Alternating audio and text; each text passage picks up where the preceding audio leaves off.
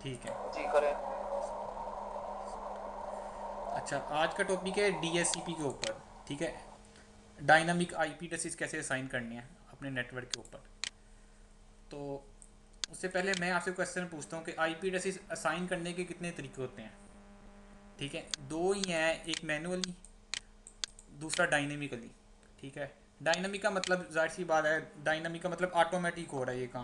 Manual का मतलब कि एडमिनिस्ट्रेटर को खुद जाके मैनुअली वो काम करना पड़ रहा है। तो यहाँ पे मैं स्टैटिक लिख देता हूँ, मैनुअल का मतलब स्टैटिक कर रहे हो आप। तो दो तरीके आईपी एड्रेस असाइन करने के, मैनुअल और डायनामिक। मैनुअल के अंदर एक ही तरीका स्टैटिक, स्टैटिक क्या वही टीसीपी आईपी की सेटिंग में जाते हैं आप यहाँ पे नेटवर्क की, तो नेटवर्क अडॉप्टर की सेटिंग में जाके आईपी एड्रेसेस डिफाइन करते हैं। दूसरा तरीका डायनामिक। तो डायनामिक के अंदर तरीके बता सकते हैं आप कौन कौन से तरीके हैं कि ऑटोमेटिक क्लाइंट को आईपी एड्रेस असाइन हो। एक तो डीएचसीपी का है ना। ठीक है, दूसरा कोई अगर पता हो। नेट का भी है मेरा ख्याल है, आई शायद एम नॉट नेट श्योर। कहाँ से आ गया इसमें, नेट तो बिल्कुल डिफरेंट कॉन्सेप्ट है। नेट और चीज़ है। नेट तो और चीज़ है। नेट तो है कि पब्लिक आईपी को आप प्राइवेट आईपी से आपने पब्लिक आईपी में ट्रांसलेट करना है, इंटरनेट पे जाना है प्राइवेट आईपी से इंटरनेट पे, तो नेट करके जाते हैं पब्लिक आईपी लगा के। वो तो आईपी ट्रांसलेशन है। इधर है आईपी असाइनमेंट, हम पढ़ रहे हैं आईपी ट्रांसलेशन नहीं पढ़ रहे। तो दूसरा नाम शायद आपने कभी सुना हो, अपीपा। ठीक है, अपीपा। अपीपा ऑटोमेटिक प्राइवेट नहीं है। आईपी, ये अभी पता लग जाएगा, मैं आपको बताऊंगा, कॉन्सेप्ट क्लियर होगा। Automatic private IP address assignment है। ठीक है, इधर लिख देता हूँ मैं, ये जितने नोट्स हैं मैं स्लाइड वगैरह सेंड कर दूंगा। ऑटोमेटिक आईपी आ गया, इंटरनेट प्रोटोकॉल आपको पता है। ऑटोमेटिक प्राइवेट है, sorry, automatic private IP address assignment आ गया। ठीक है, डीएससीपी का पता ही है, डायनामिक होस्ट कॉन्फ़िगरेशन प्रोटोकॉल। तो पहले हम देखते हैं अपीपा को। डीएससीपी को हमने डिटेल में डिस्कस करना है। मैनुअल को आपको पता है, मैनुअल किस तरह असाइन करना है अगर आईपी एड्रेसिंग पड़ी हुई है। डीएससीपी को अभी थोड़ी देर में देखते हैं, अभी हमने अपीपा को देखना है। ठीक है, अब मैं क्वेश्चन पूछता हूँ आपसे, एक डायग्राम यहाँ पे मैं ओपन कर रहा हूँ आपके सामने। ठीक है, लेट्स सपोज कि हमारे पास लैन लगा हुआ है, लैन में डिफरेंट एक स्विच लगा हुआ है, स्विच के साथ ही डिफरेंट 10 15 या 20 या 100+ या 500+ पीसीज या डिवाइसेस कनेक्ट है आपस में। तो इस वक्त अज्यूम करें आपने स्टैटिक आईपी एड्रेस भी असाइन नहीं किया हुआ मशीन्स के ऊपर जाके, और हमारे इस लैन के ऊपर डीएचसीपी सर्वर भी कोई कन्फिगर नहीं है। तो मेरा क्वेश्चन ये है कि क्या ये मशीन्स आपस में इस सिनेरियो में कम्युनिकेशन कर सकती हैं जब डीएचसीपी भी नहीं है मशीन्स के ऊपर, और आईपी एड्रेस भी आप डीएचसीपी सर्वर भी नहीं लगा हुआ। ठीक है, और स्टैटिक आईपी एड्रेस भी नहीं आपने असाइन किया हुआ। तो ये मशीन आपस में क्या कम्युनिकेशन कर सकती हैं। आपने स्विच लगाया, स्विच के साथ मशीन्स लगा के पावर ऑन कर दिया, मशीन्स को भी, विंडोज़ की, और प्लस स्विच को भी पावर अभी ऑन कर आईपी दिया। कोई साइन नहीं हुआ। अभी डीएचसीपी सर्वर भी नहीं लगा हुआ हमारे नेटवर्क में, और आईपी एड्रेस आपने असाइन भी नहीं किया मशीन्स के ऊपर। जाहिर सी बात है, कम्युनिकेशन के लिए दो चीज़ों को होना ज़रूरी है। पहली चीज़ की है कनेक्टिविटी है। कनेक्टिविटी, दूसरी की है कन्फिग्रेशन करनी आईपी एड्रेसेस की। इस केस में कनेक्टिविटी तो हुई हुई है, लेकिन कन्फिग्रेशन ना डीएचसीपी सर्वर ने भी इनको असाइन किया आईपी एड्रेसेस, ना आपने एडमिनिस्ट्रेटर ने असाइन किया। तो क्वेश्चन ये है कि इस केस में ये मशीन आप इनमें कम्युनिकेशन कर सकती हैं। आपको क्या लगता है, डीएचसीपी कोई नहीं लगा हुआ नेटवर्क में, है आइडिया इस चीज़ का। तो बिल्कुल ये समझ लिया। ठीक है, आमतौर पर जिसने भी एमसीएसई पढ़ी होगी इसको पता हो, इसको आइडिया ही नहीं होगा अपीपा का। तो आइडिया भी होगा, उसको पता होगा यार एक self generate IP address assign हो जाता है, डिटेल का नहीं पता होता। तो डिटेल में कंसेप्ट क्लियर करना है। अभी मैंने बताया कि ऑटोमेटिक आईपी एड्रेस असाइन करने के लिए डायनामिकली दो मेथड है, एक है डीएचसीपी, एक है अपीपा। अब ये बात याद रखें, जब आप स्टैटिक मशीन को आईपी एड्रेस भी असाइन ना करें और उस नेटवर्क में डीएचसीपी सर्वर भी रीचेबल ना हो, तो मशीन, विंडोज़ की मशीन की बात करें हम, लिनक्स की मशीन इस पे एप्लीकेबल नहीं है अपीपा पे। विंडोज़ की मशीन मशीन अपीपा को सपोर्ट करती है। तो अगर मशीन आपने देखा हो, सबसे पहले आप मशीन नेटवर्क पे लगाएंगे, मशीन अपने आप ब्रॉडकास्ट करेगी कि मुझे कहीं से ना कहीं से डीएचसीपी से आईपी एड्रेस मिल जाए। जब मशीन ब्रॉडकास्ट करती रहती है, थोड़ी देर के बाद अगर उसको कहीं से रिस्पॉन्स नहीं आता डीएचसीपी से, तो वो ऑटोमेटिक सेल्फ जनरेट अपने आप एक आईपी एड्रेस अपने आप को असाइन कर लेती है। उसकी रेंज क्या होती है ये अब आपको याद आ जाएगा, बहुत दफ़ा देखो, 169.254.x.y कर दिया मैंने, /16 के साथ क्लास बी का नेटवर्क है। आपने देखा होगा समटाइम जाती है आप मशीन के ऊपर, नेटवर्क डाटा की प्रॉपर्टीज में जाते हैं, देखते हैं 169.254 का आईपी एड्रेस असाइन हुआ था ऑटोमेटिक। ये खुद से विंडोज़ की जो मशीन है अपने आप DHCP सर्वर अगर उसको नेटवर्क पे ना मिले वो अपने आप खुद से एक एड्रेस जनरेट करती है और अपने आप को असाइन कर लेती है ताकि वो लैन के अंदर कम्युनिकेशन कर सकें। लाइक ये मशीन फर्स्ट मशीन है मेरे पास, इसको आपने लैन में लगाया, DHCP सर्वर अवेलेबल नहीं था, लाइक इसने अपने आप को एक IP एड्रेस कौन सा असाइन कर लिया, मैं यहाँ पे लिख रहा हूँ 169.254 लाइक .1.2 असाइन कर लिया इसने, ठीक है। इसी तरह ये मशीन नेटवर्क पे आई, DHCP सर्वर अवेलेबल नहीं था, इसने क्या किया, अपने आप को एक self generate IP address assign कर लिया, लाइक 21.1.4 कर लिया। अब ये देखिए ये IP एड्रेसेस हैं, ठीक है जी जी। ये स्पेशल एड्रेस भी कहलाता है? स्पेशल एड्रेस बिल्कुल, ये रिजर्व हैं, ये IP एड्रेसेस विंडोज़ के जैसे अंदर 0000 है और यार 00 की बाद में उमर बात भाई कर, एक और 00 की बाद में बात करते हैं, या वो उमर डिफ़ॉल्ट भाई आउट होता है। उमर भाई ये इसमें आईपी कॉन्फ्लिक्ट नहीं हो सकता कि अगर मैं बताने लगो यार, बात सुन लो 1.1 ना, मैं सुन, अपने बिल्कुल ठीक कह रहे हो, मैं वही बात पूरी करने लगा था कॉन्फ्लिक्ट की। अब ये ज्यूम करें इस मशीन को, बात पहले से पहले सुन लें, जब ये पीपा का टॉपिक खत्म होगा फिर क्वेश्चन करना आप, अब तो तब तक क्लियर हो जाएंगी आपकी सारी क्वेश्चन। ये मशीन IP एड्रेस इसको साइन हुआ, सबनेट मास्क क्या होगा यहाँ पे, क्लास बी का, जाहिर सी बात है 255.255.0.0 नीचे वाली मशीन का भी। अब इसने भी सेल्फ IP जनरेट कर लिया और अपने आप को साइन कर लिया, नीचे वाली मशीन ने भी। अब जैसे ही क्यों जनरेट किया, ताकि लैन के अंदर अगर DHCP भी अवेलेबल नहीं है और IP एड्रेस स्टैटिक भी नहीं साइन किया, इसलिए जनरेट किया ताकि मशीन लैन में कम्युनिकेशन कर सके। अब इशू ये है कि इस मशीन ने लाइक ऊपर वाली मशीन ने IP एड्रेस जनरेट करके अपने आप को साइन किया .1.2। अब ऐसा भी तो पॉसिबल है नेटवर्क में पड़ी हुई दूसरी मशीन खुद से यही IP खुद अपने आप को भी साइन कर ले, पॉसिबिलिटी है ना ऐसे। तो ऐसे ही होता है, जो भी मशीन अपने आप को 169.254 की रेंज से IP असाइन करती है, तो असाइन करने के फ़ौरन बाद वो मशीन ये IP पूरे नेटवर्क पे ब्रॉडकास्ट करना शुरू कर देती है कि ये वाला IP एड्रेस किसी मशीन का तो नहीं है, ठीक है। पैकेट सेंड ब्रॉडकास्ट कर, ये पूरे नेटवर्क पे ब्रॉडकास्ट का मतलब है ये नेटवर्क पे पड़ी सब मशीन पे रिक्वेस्ट जाएगी। पैकेट में ये इन्फॉर्मेशन होती है कि मैंने ये वाला IP एड्रेस अपने आप को असाइन किया है, अगर नेटवर्क में किसी और मशीन का ये IP एड्रेस है तो मुझे रिस्पॉन्स करे। अगर किसी और मशीन को IP एड्रेस सेम असाइन हुआ होता है 1.2, तो वो मशीन इसको रिस्पॉन्स करेगी, बाद में अपना IP एड्रेस चेंज कर लेगी ये मशीन।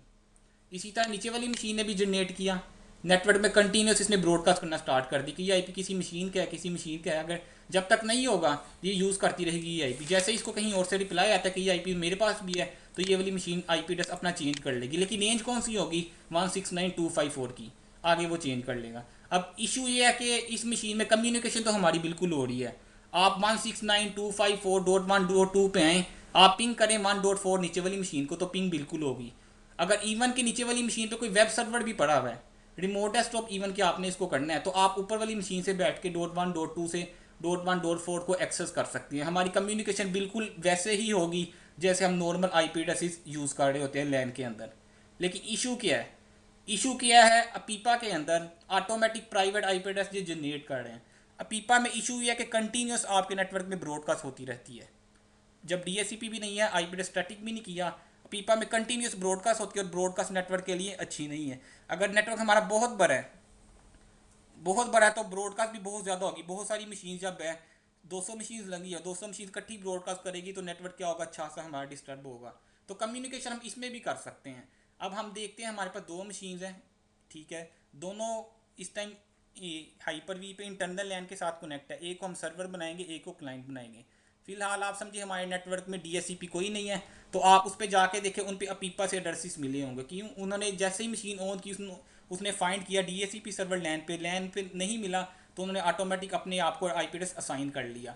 मैंने कहा कि अपीपा के अंदर भी बिल्कुल हमारी कम्युनिकेशन हो रही होती है, ठीक है। अपिंग करके देखेंगे, रिमोट डेस्कटॉप करके देखेंगे एक मशीन से दूसरी मशीन को, तो हमारी बिल्कुल हो रही होगी जिस तरह नॉर्मल ट्रैफिक हमारी चल रही है। आपने देखा होगा समटाइम मशीन लैन के साथ कनेक्ट करते हैं, आप नेटवर्क शेयरिंग सेंटर में रहते हैं वहाँ पे, तो आपको नेबर्स दिखा देता है अगर उस मशीन पे नेटवर्क डिस्कवरी ऑन है। हालांकि वो अपीपा पे होगी वो मशीन, फिर भी आप नेटवर्क सेंटर पे जाते हैं, वहाँ पे आपको बता देता है आपके नेबर्स में ये मशीन कनेक्टेड है आपके लैन के साथ। तो क्यों हो रहा होता है, आप वहाँ पे क्यों आ जाती है आपकी मशीन पे, ताकि इसे साफ पता लग रहा है कि वो कम्युनिकेशन कर सकती है अगर पीपा पे भी है। आमतौर पे यूज़र यही समझते हैं जो MCSE पढ़ रहे हैं कि पीपा से जब भी IP एड्रेस मिलता है 169.254 ये वैलिड नहीं है। ये मैंने भी टीचर से पढ़ा था, उन्होंने कहा था वैलिड नहीं है, कम्युनिकेशन नहीं कर सकती, टीचर ने गलत बताया था। मज़ीद आगे जब भी स्टडी किया मैंने तो पता लगा अपीपा के ऊपर रहते हुए भी हम एग्जैक्ट वैसी ही कम्युनिकेशन कर सकते हैं जैसे नॉर्मल आईपी एड्रेसेस के साथ हम करते हैं। इशू क्या है, इसमें कंटिन्यूस ब्रॉडकास्ट हो रही होती है, इसलिए हम चाहते हैं कि हम दूसरी रेंजेस के या डीएससीपी के थ्रू आईपी एड्रेस एक दूसरे को मशीन्स को असाइन करें ताकि हमारे नेटवर्क से ब्रॉडकास्ट तो ख़त्म हो। तो मेरे पास दो मशीन्स आ रही है यहाँ पे, टीएल सर्वर और ये विंडोज़ 8.1 की है। तो मैं सर्वर के अंदर जाता हूँ मैं, तो इस मशीन का मैं आईपी एड्रेस दिखाता हूँ आपको। तो इसमें क्योंकि इस वक्त हमारे लैन में डीएससीपी कोई नहीं है, इसको अपीपा से आईपी मिला होगा। ये येलो कलर का साइन आ रहा है, ठीक है, इसका मतलब इस पर कन्फिग्रेशन इस टाइम पूरी नहीं है। ईथरनेट पे आए, यहाँ पे डिटेल्स में जाएं, यहाँ पे क्या आईपी आ रहा है, डीएससीपी इनेबल आ रहा है, यस, इसका मतलब ये ऑटोमेटिक पे है, उसको आईपी नहीं मिला। इसका मतलब ये नहीं है डीएससीपी इनेबल है तो ये डीएससीपी से आईपी मिल गया। जब भी 169.254 की आप रेंज देखें, ठीक है, शुरू वाली ये 16 बिट्स जो हैं ये रिजर्व हैं क्लास बी के, ये सेम रहेंगी, आगे की 2 बिट्स जो हैं, ये 2 ऑक्टेट जो हैं वो चेंज होंगे। तो ये 169.254 ये आगे इसको मिल गया आईपी एड्रेस। क्यों मिला, इस मशीन ने जैसे ही ऑन किया नेटवर्क पर ब्रॉडकास्ट की, ब्रॉडकास्ट करने के बाद डीएससीपी नहीं मिला, इसने आईपी एड्रेस अपने आप को ये साइन कर लिया। मैं इसको डिसेबल करके इनेबल करवाता हूँ, फिर देखते हैं। इनेबल किया, ये जैसे ही देखना नेटवर्क में ब्रॉडकास्ट इसने स्टार्ट कर दिया। डिटेल्स में आए, इस वक्त कोई आईपी नहीं मिला हुआ, ये वेट कर रहा है डीएससीपी सर्वर से ब्रॉडकास्ट करके। कोई पैकेट ट्रेसर का आप यहाँ पे कोई वायर शार्क वगैरह चला के देखेंगे, आपको बकायदा पैकेट बता रहा होगा डीएससीपी रिक्वेस्ट सेंड कर रहा है, रिक्वेस्ट रिप्लाई नहीं आ रहा। अभी डिटेल में देखें, डीएससीपी से आईपी नहीं मिला, इसने क्या कर लिया, खुद से आईपी एड्रेस जनरेट कर लिया और ब्रॉडकास्ट कर रहा है। ये मशीन इस वक्त भी नेटवर्क में ब्रॉडकास्ट कर रही है, कंटिन्यूस ब्रॉडकास्ट कर रही है कि मेरा आईपी है, किसी दूसरी मशीन का नेटवर्क पे तो नहीं है। अगर कोई दूसरी मशीन इसको रिप्लाई करती है मेरा भी आईपी है, ये मशीन दोबारा से क्या करेगी, अपना आईपी चेंज कर लेगी। रेंज कौन सी होगी, 169 की। अब मैं दूसरी मशीन पे आता हूँ, क्लाइंट पे, इसका आईपी एड्रेस याद कर ले 8.75 आई थिंक। तो क्लाइंट से इसको पिंग करके देखेंगे पिंग होती है। ये फायरवॉल मैंने दोनों की ऑफ की हुई है ताकि लैब में हमें कोई कम्युनिकेशन में इशू ना आए, फायरवॉल पे हम चले जाए। इसी तरह देखिए इस पर भी ऑन किया हुआ मैंने, कौन सा आईपी आ गया 70.75। ये मशीन में नेटवर्क से डीएससीपी नहीं था। अब मैं पिंग करके देखता हूँ यहाँ से अपने सर्वर को,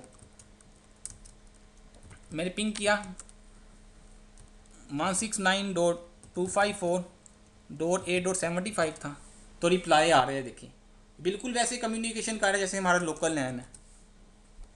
यहाँ से एक मिनट जरा वेट कीजिएगा, मैं जरा ना चार्जर लगा दूं। ठीक है, यहाँ से अगर मैं उस मशीन को रिमोट स्टॉप भी करता हूँ, ये देखिए उसका मैंने आईपी एड्रेस लिखा सर्वर का यहाँ पे 254.8.75, तो मशीन रिमोट स्टॉप भी हो रही होगी। .8 लिखती है मैंने यहाँ पे, ठीक है। तो रिमोट स्टॉप पे भी यूज़र पासवर्ड प्रोनाउंस कर रहे, कम्युनिकेशन हमारी आपस में हो रही है। तो अपीपा कब यूज़ होता है, जब हमारे नेटवर्क में डीएससीपी भी नहीं है और स्टैटिक आईपी एड्रेस स्कीम भी नहीं की हुई, तब भी हमारे नेटवर्क में पॉसिबल है कम्युनिकेशन विद यूजिंग अपीपा। इशू क्या है, अपीपा क्यों यूज़ नहीं करते, कंटिन्यूस हमारे नेटवर्क में ब्रॉडकास्ट होती रहती है। बेनिफिट क्या, आईपी एड्रेस असाइन एडमिनिस्ट्रेटर भी नहीं करेगा, डीएससीपी भी नहीं करेगा, तो हमारी कम्युनिकेशन फिर भी होती रहेगी। ये था अपीपा, ठीक है, ये इतना ही था। इस तरह से कह सकते हैं कि ये कॉन्फ्लिक्ट रेजोल्यूशन के लिए है या ट्रबल शूटिंग के लिए। ट्रबल शूटिंग के लिए तो नहीं, ये है कि आपके नेटवर्क में आप आईपी एड्रेस की कभी भी बिल्कुल भी नहीं पता आपको, डीएससीपी सर्वर भी नहीं आपके नेटवर्क पे चल रहा है, नेटवर्क का बंदा है ही नहीं उधर, ठीक है, लैन के ऊपर। तो एटलीस्ट मशीन सारी मशीन को आप ऑटो पे करके आईपी एड्रेस ही चेक कर लें तो कम्युनिकेशन करवा सकते हैं। ये सिर्फ विंडोज़ के अंदर है, लाइन इसकी मशीन लगाएंगे उसमें ऑटोमेटिक कोई ऐसा आईपी एड्रेस असाइन नहीं होगा जब तक उसको मैनुअली या डीएससीपी से नहीं मिलेगा। ये सिर्फ विंडोज़ तक है, ठीक है। ये नहीं है कंसेप्ट बनाना का जी लाइनिक्स में भी ऐसे होता है, मैक पे भी ऐसे होता है, सिर्फ विंडोज़ तक है अपीपा का कंसेप्ट, ठीक है। दूसरे प्लेटफॉर्म पे जाते हैं अगर, तो उसमें सिर्फ डीएससीपी ही ऑप्शन है आपके पास, यहाँ स्टैटिक है, ऑटोमेटिक उधर एक तरीका है। विंडोज़ प्लेटफॉर्म पे आते हैं तो ये माइक्रोसॉफ्ट ने ऑप्शन रखी हुई है, ठीक है। ऐसा ना आगे हो, ठीक है। अपीपा इतना ही था, नेटवर्क पे मशीन्स कम्युनिकेशन कर रही है। अब आते हैं डीएससीपी की तरफ, ठीक है। तो डीएससीपी को डिटेल से डिस्कस करना है, ये स्लाइड्स वगैरह मैं आपको सेंड कर दूंगा, ठीक है। इसमें डिस्कस ये वाले टॉपिक्स करने हैं, थोड़ा सा इंट्रोडक्शन बता दूं, ठीक है। डीएससीपी सर्वर किया है, अब थोड़ा सा आपका ना कॉन्सेप्ट बहुत ज़्यादा क्लियर, थोड़ा नहीं बल्कि बहुत ज़्यादा क्लियर होगा डीएससीपी के बारे में। अभी आपने डीएससीपी को इतना ही समझा हुआ कि आईपी एड्रेस ही ये जस्ट असाइन करता है, लेकिन ये और भी बहुत सारे काम करता भी आइडिया होगा आपको। तो डीएससीपी क्या है, डीएससीपी यूज़ क्यों करते हैं, बेनिफिट्स क्या हैं, ये वर्क किस तरह करता है, इंटरव्यू में बहुत सबसे ज़्यादा इंपॉर्टेंट है कि डीएससीपी वर्क किस तरह करता है। इसका फ्लो बताओ आप। डीएससीपी लीज की है, फिर इसके अंदर फीचर्स आ जाएंगे, फीचर के अंदर ये सब टॉपिक्स जो मैंने नीचे लिखे हुए हैं। फिर डीएससीपी इन राउटिंग नेटवर्क करेगा, लाइक बड़ा नेटवर्क है, आपके नेटवर्क में राउटर भी है और राउटर के इर्द गिर्द कोई 5-6 सबनेट या नेटवर्क आईडी साथ कनेक्टेड राउटर के इंटरफेसिस पे। तो उस केस में डीएससीपी को किस तरह कन्फिगर करेंगे। रिले एजेंट क्या है, पीपा का मैंने बता दिया है। सोल्यूशन ऑफ ए प्रॉब्लम, ये एक सिनेरियो है, इसको भी हम डिस्कस करेंगे। ठीक है, अगली स्लाइड पे चलते हैं। तो डीएससीपी क्यों यूज़ होता है, ये तो सिंपल सी बात है, एडमिनिस्ट्रेटिव बर्डन। एक लाइन में बताऊं तो एडमिनिस्ट्रेटिव बर्डन कम करने के लिए। अगर आपके नेटवर्क में 500 मशीन्स हैं तो एक एडमिनिस्ट्रेटर जाके 500 मशीन पे आईपी एड्रेस असाइन करें। हाँ, एक मशीन पे आईपी एड्रेस असाइन करने में 2 मिनट भी लगते हैं, तो अच्छा सा टाइम कंज्यूम है ये। और दूसरा इशू ये क्या कन्फ्लिक्ट आ सकता है, एडमिनिस्ट्रेटर ने पिछली मशीन को जो आईपी दिया था वही अगली मशीन पे जाके दे दिया किसी और मशीन पे। ठीक है, तो कन्फ्लिक्ट के चांसेस है। लेकिन डीएससीपी अगर चल रहा है तो कन्फ्लिक्ट के चांसेस बहुत कम हो जाते हैं, तकरीबन ना होने के बराबर हमारे पास, क्योंकि वो तो सर्वर है, वो गलती नहीं कर सकता। ये बेनिफिट्स वगैरह हैं इसके। अब देखते हैं डीएससीपी करता क्या है, ये सबसे इंपॉर्टेंट चीज़ है। तो आमतौर पे जब भी क्वेश्चन किया जाए डीएससीपी क्या करता है, तो रिप्लाई में ही आता है कि डीएससीपी आईपी एड्रेस से साइन करता है। ठीक है, बिल्कुल वैलिड है, लेकिन 100% नहीं कह सकते इसको कि, यानी कि पूरा आंसर नहीं है ये। डीएससीपी आईपी एड्रेस बिल्कुल असाइन करता है, लेकिन आईपी एड्रेस की बजाय अगर हम एक अच्छा वर्ड बोलें टेक्निकल लैंग्वेज में, तो हम कह सकते हैं DSCP dynamically assign TCP IP configuration to clients in the network. TCP IP configuration क्या करता है, क्लाइंट्स को नेटवर्क पे असाइन करता है। अब टीसीपी आईपी कॉन्फ़िगरेशन से क्या मुराद है, टीसीपी आईपी कॉन्फ़िगरेशन में शामिल है आईपी एड्रेसेस आ गया आपके पास, सबनेट मास्क आ गया, डिफ़ॉल्ट गेटवे आ गया। ये तो बिल्कुल जाहिर सी बात है, आईपी एड्रेस भी असाइन करता है, ये तो जेनेरिक सी बात है डीएससीपी का जो मेन पर्पज़ है यूज़ करने का। दूसरा डिफ़ॉल्ट गेटवे भी जो है राउटर का एड्रेस हमारे असाइन करता है। डीएनएस एड्रेस भी एक आईपी एड्रेस होता है, डीएनएस का एड्रेस असाइन करता है क्लाइंट को। क्वेश्चन ये डीएनएस सफिक्स क्या चीज़ है, डीएनएस सफिक्स के ऊपर पूरी एक क्लास होगी जब डीएनएस पढ़ेंगे। तो डीएनएस ऑटोमेटिक डीएनएस सफिक्स भी असाइन करता है। ठीक है, डीएनएस सफिक्स को फिलहाल आप ये समझ लें डोमेन नेम असाइन करता है, लाइक techlinks.com है। ठीक है, networksport.com है, तो एक डोमेन नेम भी असाइन करता है। डोमेन नेम असाइन करने का क्लाइंट को क्या बेनिफिट होता है, हालांकि देखिए डोमेन नेम एक आईपी एड्रेस नहीं है, डोमेन नेम इटसेल्फ से एक नेम है। एक नेम भी डीएचसीपी सर्वर क्या करते हैं, असाइन कर सकता है। टीएफटीपी सर्वर का आपको आइडिया होगा, जिस तरह एफटीपी होता है, एफटीपी नॉर्मल लार्ज फाइल्स के लिए यूज़ किया जाता है अपलोड के लिए, टीएफटीपी नॉर्मल छोटी छोटी फाइल्स है उनको अपलोड करने के लिए यूज़ होता है। जैसे सिस्को में राउटर का हमने बैकअप लेना है, वो टीएफटीपी सर्वर पे रखता है, क्योंकि नॉर्मल हमारी फाइल केबीज में होती है वहाँ पे। एनटीपी सर्वर का आइडिया होगा, एनटीपी सर्वर हमने टाइम सिंक्रोनाइजेशन करवानी है। हमारे नेट में 10-15 डिवाइसेज हैं या ज़्यादा डिवाइसेज हैं, हम चाहते हैं इनका टाइम सिंक रहे एक दूसरे के साथ, या सेम टाइम हो, आगे पीछे ना हो। जाहिर सी बात है लॉगिंग करनी है जब हमने अपने नेटवर्क पे, तो टाइम का सबसे करेक्ट होना सबसे ज़्यादा इंपॉर्टेंट है। अगर टाइम ठीक नहीं है तो लॉगिंग जो हमारी होगी वो ठीक नहीं होगी। तो एनटीपी सर्वर अगर हम चाहते हैं, डिवाइसेस हमारे पास सिस्को के राउटर स्विचेस वगैरह लगे हुए हैं, हम चाहते हैं उनके ऊपर टाइम हमेशा एक्यूरेट रहे, तो हमें एनटीपी सर्वर लगाते हैं। फिर जो भी हमारी डिवाइसेस हैं उन्हें एनटीपी क्लाइंट्स कहते हैं, उनके ऊपर आके एनटीपी सर्वर डिफाइन करते हैं कि जब भी टाइम सिंक करना हो इस सर्वर के से तुमने कॉन्टैक्ट करना है। तो डीएचसीपी सर्वर से एनटीपी सर्वर का एड्रेस भी असाइन कर सकते हैं। इसके अलावा स्टैटिक राउट्स का आइडिया हो आपको, इसको पे मैं थोड़ा सा इस पर 2-3 मिनट लगाऊंगा। आईडी है स्टैटिक राउट्स, कासिम आपको राउटिंग नहीं पड़ी स्टैटिक अभी? राउट्स मेरा ख्याल है राउटिंग अभी पढ़ी तो नहीं है, लेकिन मेरा ख्याल है पोर्ट्स का इसमें जिक्र होगा। नहीं, बिल्कुल भी नहीं। तो स्टैटिक राउट पे ये थोड़ी सी बात सुन लो, मैं असल में ये बताना चाह रहा हूँ डीएसपी आईपी एड्रेसेस के अलावा और भी चीज़ें असाइन करता है क्लाइंट्स को, तो किसमें इंक्लूड है, सबको टीसीपी आईपी कॉन्फ़िगरेशन कहते हैं। तो स्टैटिक राउट्स पे 2-3 मिनट लगाऊंगा, जब राउटिंग पढ़ेंगे आपको ज़्यादा अच्छी समझ लगेगी, ऐसा को इसमें पूरी समझ लगनी चाहिए। स्टैटिक राउट मैं यहाँ पे बता रहा हूँ, ठीक है, न्यू कर रहा हूँ यहाँ पे।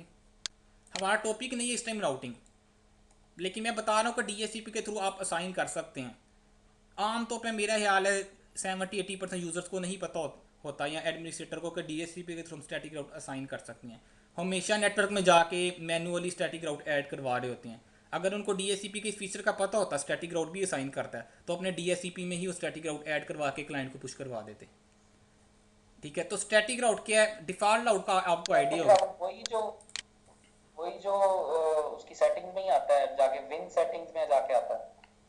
हाँ बिल्कुल, वहाँ मैं दिखाता हूँ अभी जाके डीएससीपी में जाके। स्टैटिक राउट पहले देख ले होता क्या है। लाइक ये लैन लगा हुआ है आपके पास, ठीक है, यहाँ पे आपके पास लगा ले इंटरनेट है ये, ठीक है, इंटरनेट, और जाहिर सी बात है इंटरनेट का किससे कनेक्ट होगा आपके, किसी ना किसी राउटर से, बल्कि मैंने थोड़ी सी हमें डायग्राम कन्वेंशन रूल जो है उसके मुताबिक बनानी चाहिए। लैन पे हमारे राउटर लगा हुआ है, तो ये मैं इसको स्ट्रेट लाइन से रिप्रेजेंट करूँगा। ये राउटर आ गया हमारे पास, ये किसके साथ कनेक्ट है, यहाँ पे सपोज कर लीजिए इंटरनेट है हमारे पास।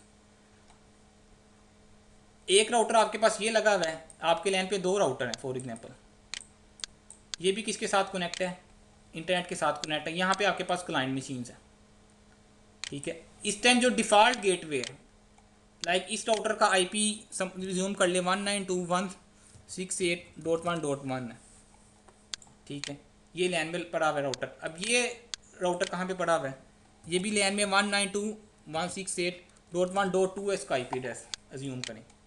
अब जो डीएससीपी आपके अज्यूम करें कि आपके नेटवर्क में डीएससीपी सर्वर लगा हुआ है, अब डीएससीपी के सर्वर के थ्रू इसको आईपी एड्रेस एक असाइन होगा, तो गेटवे कौन सा असाइन होगा, जिसे क्या कहते हैं, पूरा नाम लिखते हैं यहाँ पे, default gateway. Default gateway sign होता है 192.168.1.1, इस मशीन को आईपी एड्रेस गेटवे साइन हो गया। आईपी एड्रेस जो है वो अभी जो मर्जी अज्यूम कर ले, .1 .2 है, .3 है या .5 है। अब इस यूज़र ने जब भी इंटरनेट पे जाना है तो ट्रैफिक ये कहाँ से निकालेगा, जब भी इंटरनेट पे जाना है कहाँ पे मशीन देगी ट्रैफिक, अपने गेटवे को देगी। ट्रैफिक गेटवे से आएगी और कहाँ पे चली जाएगी, इंटरनेट पे।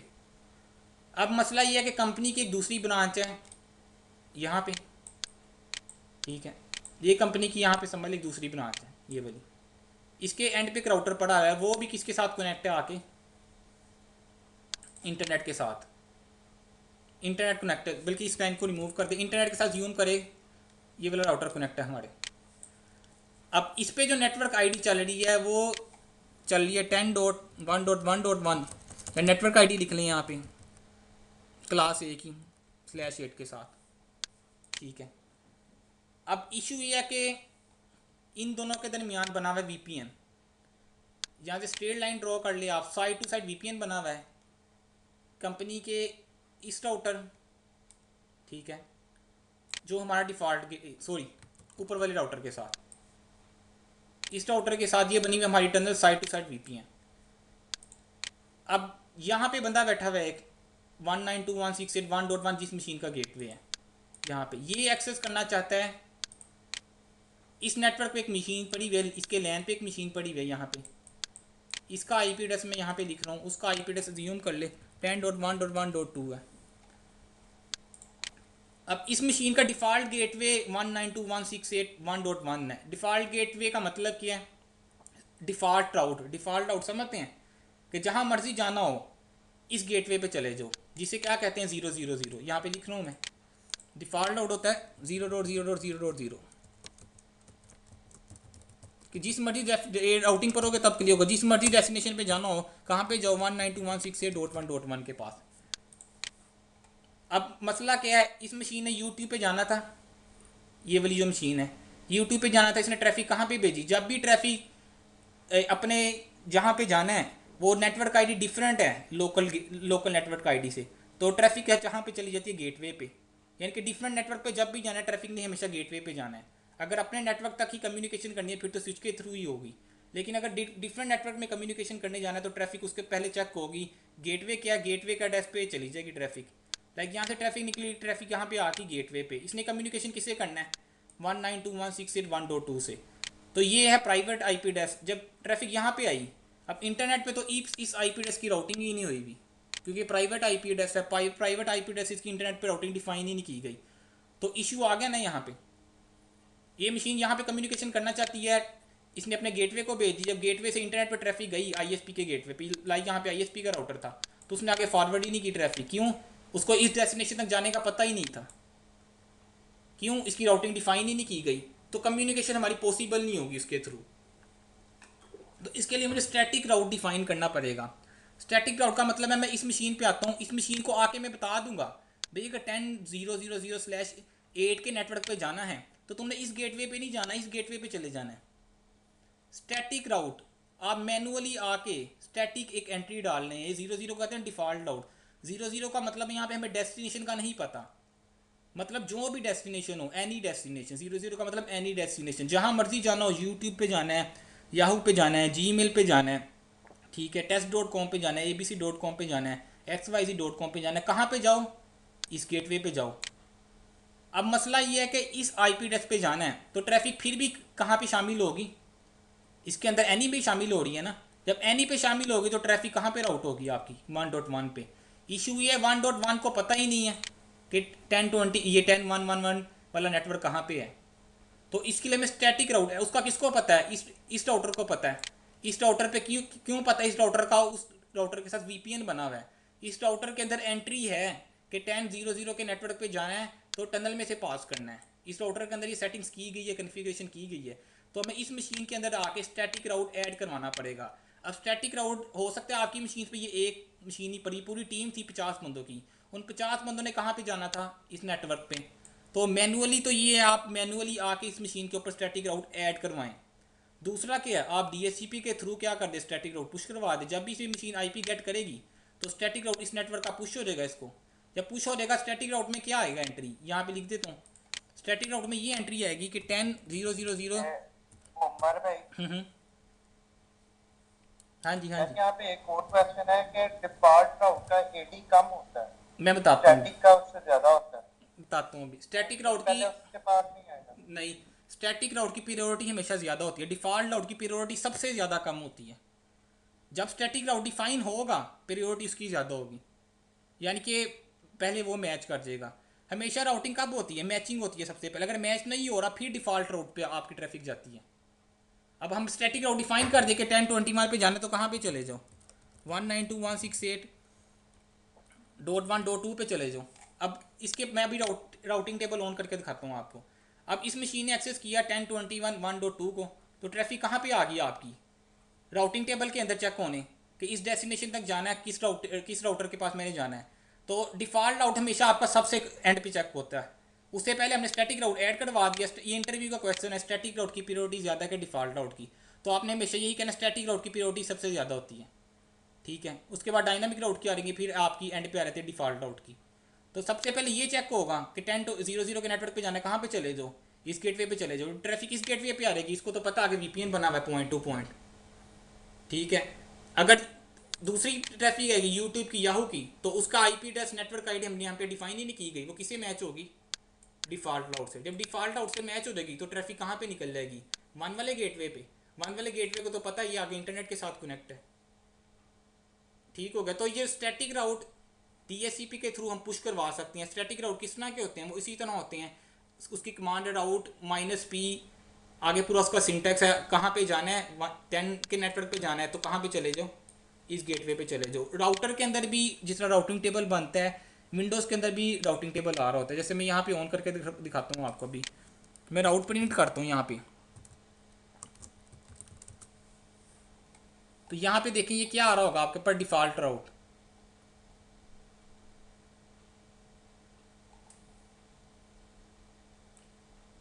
इधर चला गया, ये देखिए 0.0.0 पे जाना है तो कहाँ पे चले जाओ, इस गेटवे पे चले जाओ, A.1 पे, ठीक है।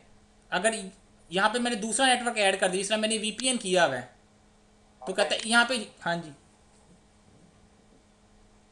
ये स्क्रीन आपकी यानी आवाज नहीं आनी बंद हो गई। आवाज़ आना बंद हो गई है, ठीक है यार देखते। तो राउटिंग टेबल के अंदर अब ये राउटिंग पर होगा तो आपको ज़्यादा क्लियर होगा। फिलहाल स्टैटिक राउट कब डिफाइन करना है, अगर हमारी मशीन पे किसी अगर हमारा डिफ़ॉल्ट राउट, उसको हमारे एक ऐसा नेटवर्क है उसका पता ही नहीं, और हमारे लैन पे एक दूसरा राउटर पड़ा हुआ उसको उसका पता है, तो डिफ़ॉल्ट राउट पे तो बाय डिफ़ॉल्ट ट्रैफिक जाएगी आपकी। क्यों, डिफ़ॉल्ट गेटवे का मतलब है जो भी ट्रैफिक जानी है इस गेटवे से भेजो। लेकिन अगर आप चाहते हो कोई एक ऐसा नेटवर्क है और वो लैन है वो दूसरे राउटर के साथ कनेक्ट है, तो आपको स्टैटिक राउट ऐड करना पड़ेगा। हाँ, अगर मैं आप ये चाहता कि 1.2 में यहाँ पे ऐड कर देता, डिफ़ॉल्ट गेटवे पे आके मैं 192.168.1.2 ऐड कर देता मैनुअली, या डीएचसीपी के थ्रू ये साइन कर देता, तो तब इशू क्या आना था, तब इशू ये आना था किसी भी बंदे ने इस नेटवर्क पे जाना 10.0.0 वाले तो चले जाना था, यहाँ पे आनी थी ट्रैफिक, लाइक 2 मैंने साइन कर दिया तो ट्रैफिक कहाँ पे आई, यहाँ से इस गेटवे पे आई, इसको टनल में से पास हुई और इस नेटवर्क तक ट्रैफिक पहुँच गई।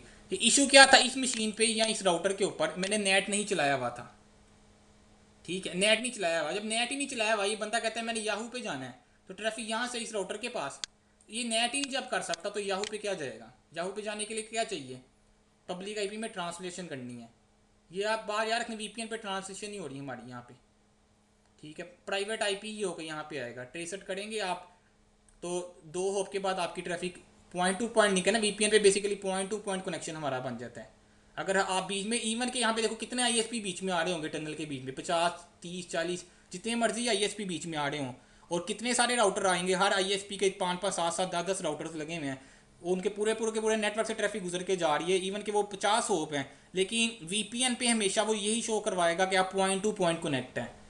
क्यों? एक लॉजिकल कनेक्शन उसने बना दिया, ठीक है। टनल में से ट्रेसट करेंगे, नॉर्मली ट्रेस राउट से क्या होता है, पूरा का पूरा पाथ ट्रेस होकर आपके पास आता है, लेकिन वीपीएन पे जब भी ट्रेस करेंगे 2 राउट के बाद ट्रैफिक कंप्लीट हो जाएगी। वो ऐसे ही है, जब आपके गेटवे पे गई ट्रैफिक, पहला राउट, दूसरा उनके गेटवे पे गई, तो ट्रैफिक डेस्टिनेशन तक पहुंच गई है। तो फिलहाल राउटिंग का आइडिया था, तो ये ज़्यादा क्लियर हो गया। स्टैटिक राउट आप कब ऐड करना है?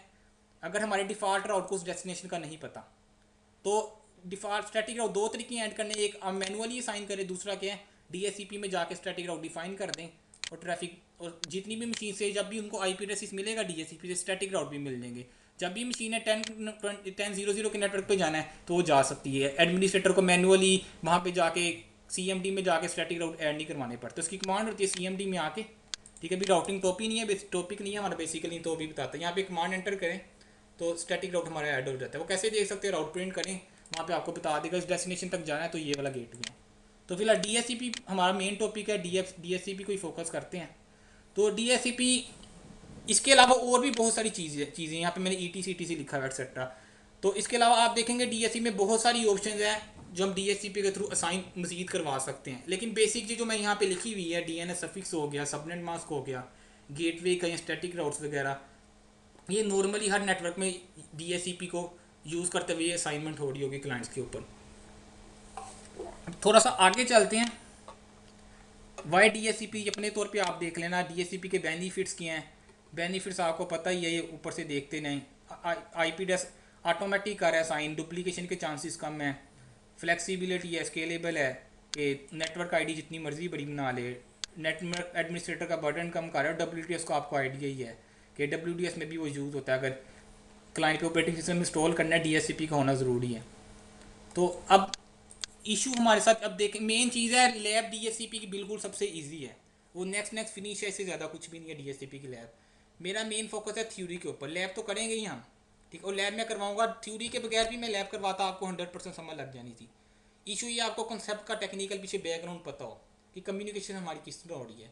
अब ये सबसे ज़्यादा इंपॉर्टेंट है, इंटरव्यू में बहुत ज़्यादा पूछा रहता है। जब भी किसी बड़े नेटवर्क में सीनियर लेवल पे देंगे आप इंटरव्यू, तो यहाँ पे लाजमी क्वेश्चन होगा कोई ऐसी एप्लीकेशन बताओ जो ब्रॉडकास्ट करती हो, या डीएससीपी वर्क किस तरह कर रहा है, डीएससीपी के कौन कौन से पैकेट होते हैं, डीएससीपी डिसएडवांटेज क्या हो सकता है डीएससीपी के नेटवर्क पे। अगर मल्टी नेट हमारे नेटवर्क पे चल रहा है तो डीएससीपी को किस तरह मैनेज करेंगे आप। तो अब डीएससीपी को देखते हैं, डीएससीपी वर्क किस तरह करता है। वर्क से मुराद क्या है? आपके नेटवर्क पे क्लाइंट है जिसे मैं डीएससीपी क्लाइंट कहूँगा, डीएससीपी सर्वर पड़ा हुआ है। अब डीएससीपी क्लाइंट आपने एक नई मशीन लगाई नेटवर्क पे, अब उस मशीन के पास आईपी एड्रेस नहीं है, ठीक है, उससे उस मशीन के पास एक आईपी, हम ये अपीपा से पहले की बात करें, जब अपीपा मिल जाएगा वो तो केस अलग है ना, उसने कन्फिगरेशन करनी, वो ब्रॉडकास्ट करनी स्टार्ट कर दी। अपीपा से पहले तो वो डीएससीपी सर्वर फाइंड करता है ना। जब एक मशीन लगाई डीएससीपी से आईपी एड्रेस गेट करने के लिए, उसके पास तो खुद आईपी एड्रेस नहीं था।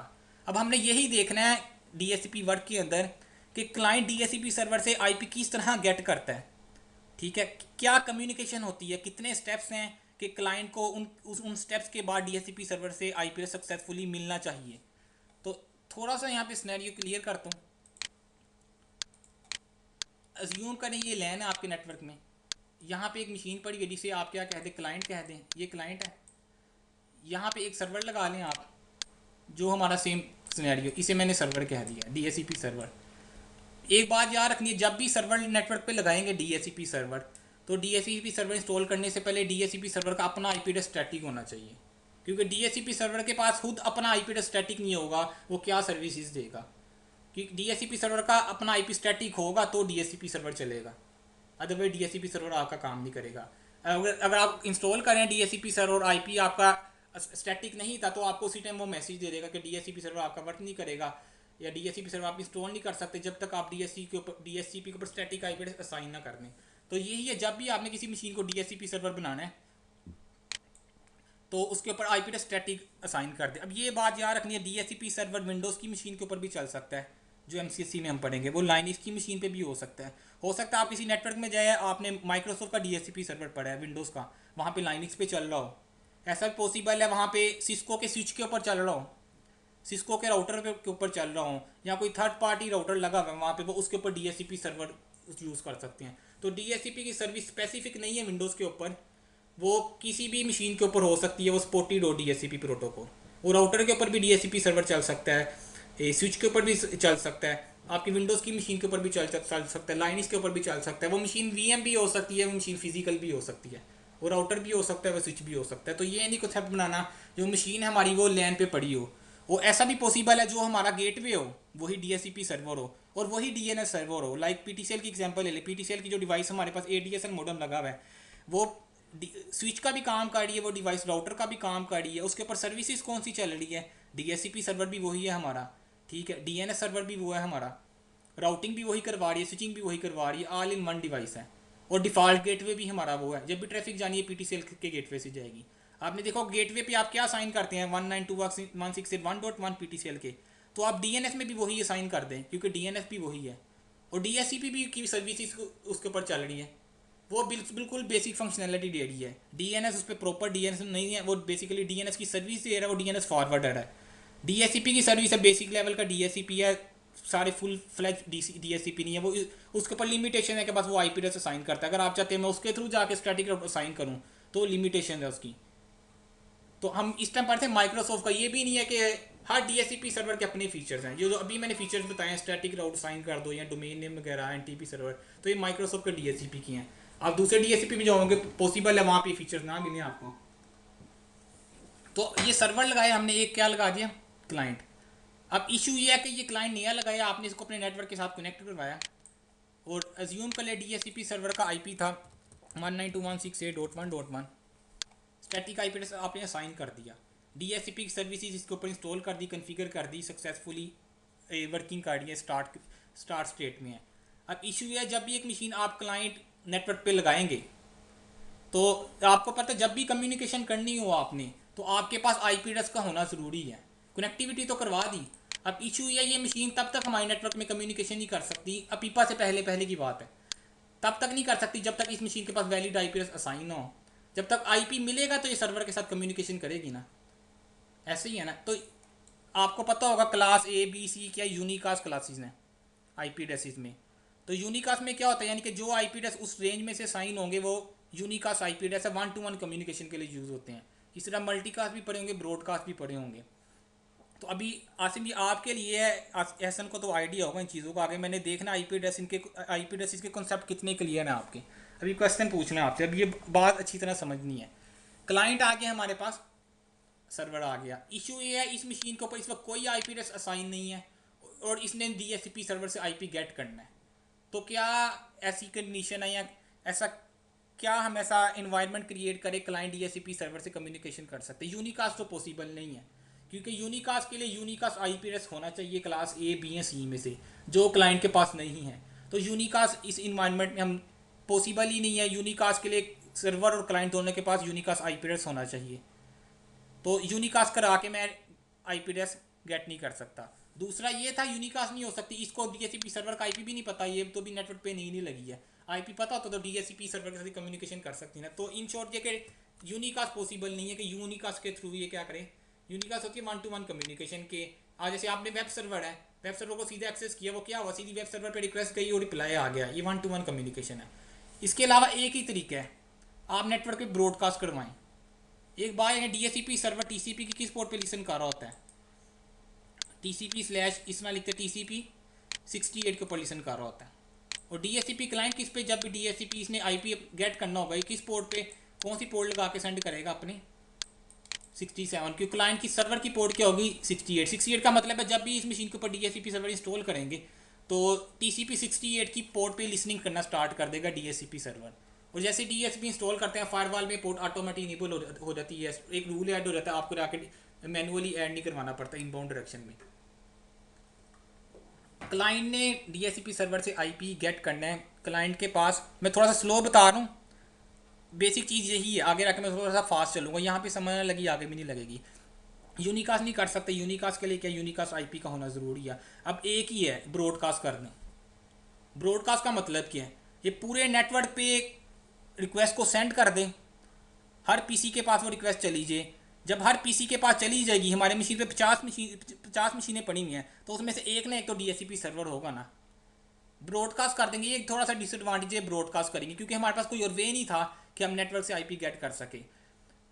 इसके लिए क्या होगा, ये मशीन ब्रॉडकास्ट कर सकती है। जब इस मशीन का अपना IP शुरू में कोई भी नहीं है, फिर भी ब्रॉडकास्ट कर सकती है।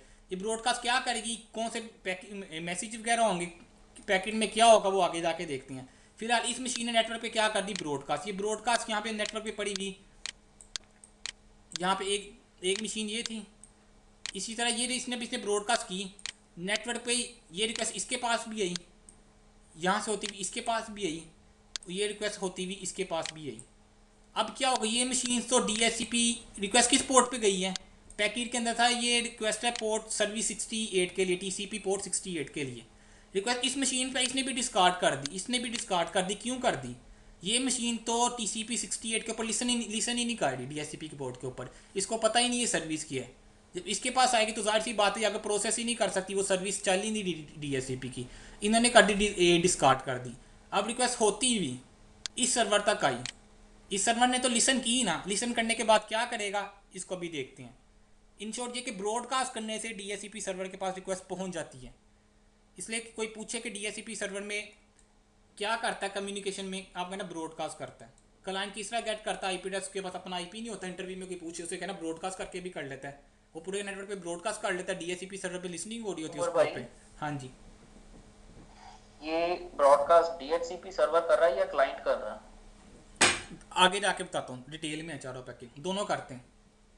फिलहाल किसने किया स्टार्ट में, जाहिर सी बात है, 1 मिनट, इस टाइम IP किसको चाहिए, स्टार्ट में क्लाइंट को चाहिए ना। DHCP सर्वर पड़ा हुआ है आपके नेटवर्क में, आपने नई मशीन लगाई, DHCP को तो नहीं पता लगा भी स्विच पे एक पोर्ट अप हो गई और नई क्लाइंट लग गया। आपने जैसे ही क्लाइंट नेटवर्क पे लगाया, IP इसको चाहिए ना, तो शुरू में फर्स्ट पैकेट में ब्रॉडकास्ट कौन करेगा, फर्स्ट पैकेट में ब्रॉडकास्ट क्लाइंट करेगा ना, क्योंकि क्लाइंट को IP चाहिए, क्लाइंट ब्रॉडकास्ट करेगा। अब रिप्लाई में देखेंगे DHCP क्या करता है, यूनिकास्ट करता है कि ब्रॉडकास्ट करता है। अब किस नेटवर्क पे ब्रॉडकास्ट करेगा, क्वेश्चन ये है। शुरू में जैसे ही क्लाइंट मशीन आपने नेटवर्क पे लगाई, नेटवर्क केबल प्लग की, क्लाइंट ब्रॉडकास्ट करेगा। आपने जो भी क्वेश्चन किया उसका अभी आंसर यही समझे, क्लाइंट ने ब्रॉडकास्ट किया फर्स्ट पैकेट में क्लाइंट ने ब्रॉडकास्ट की है। अब क्वेश्चन ये है कि किस एड्रेस पे ब्रॉडकास्ट करेगा। ठीक है, ये भी तो है ना, ब्रॉडकास्ट एड्रेस क्या होता है, पहले आपको पता है। या ये कह लें कि क्लाइंट ने IP रिक्वेस्ट की है, रिक्वेस्ट आगे यार थोड़ा सा सब्र करो, रिक्वेस्ट ये तीसरे पैकेट में करता है। अभी ये बेसिकली DHCP सर्वर को डिस्कवर कर रहा है, क्लाइंट को तो पता ही नहीं DHCP का सर्वर कहाँ पड़ा हुआ है। जब क्लाइंट DHCP सर्वर को डिस्कवर करेगा तब रिक्वेस्ट करेगा, जब डिस्कवरी हो जाएगी, समझ लगे। इस टाइम तो क्लाइंट को DHCP सर्वर का नहीं पता, क्लाइंट पहले डिस्कवर करेगा, क्लाइंट को जब पता लग जाएगा अच्छा DHCP सर्वर ये है, फिर क्लाइंट उसको क्या करेगा, रिक्वेस्ट करेगा, यार भाई मुझे ये IP एड्रेस, मुझे एक नया IP एड्रेस असाइन कर दो, मैंने नेटवर्क में कम्युनिकेशन करनी है।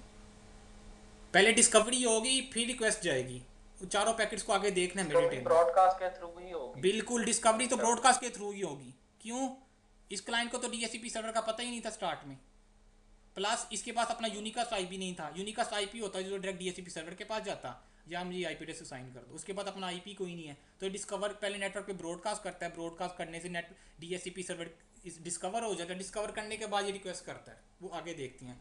अब क्वेश्चन ये किस एड्रेस पे ये ब्रॉडकास्ट करता है, तो आज से क्वेश्चन है, ये IP है 192.168.1.1 इसका ब्रॉडकास्ट एड्रेस क्या होगा।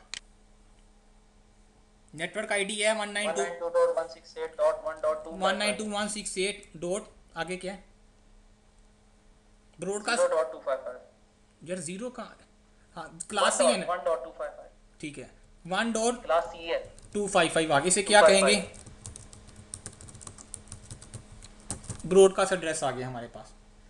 अब क्वेश्चन ये है कि क्लाइंट इस नेटवर्क पे ब्रॉडकास्ट करेगा, मेरा ये क्लाइंट है, इसने ब्रॉडकास्ट करनी है ना, ब्रॉडकास्ट किसी ना किसी एड्रेस पे जाएगी, जाहिर सी बात है। अब ब्रॉडकास्ट इस एड्रेस पे जाएगी, पहले ये बताएं 192.168.1.255 जरा सोच के बताएं, इधर से आईपी एड्रेसेस के कॉन्सेप्ट क्लियर होंगे आपके यहाँ से।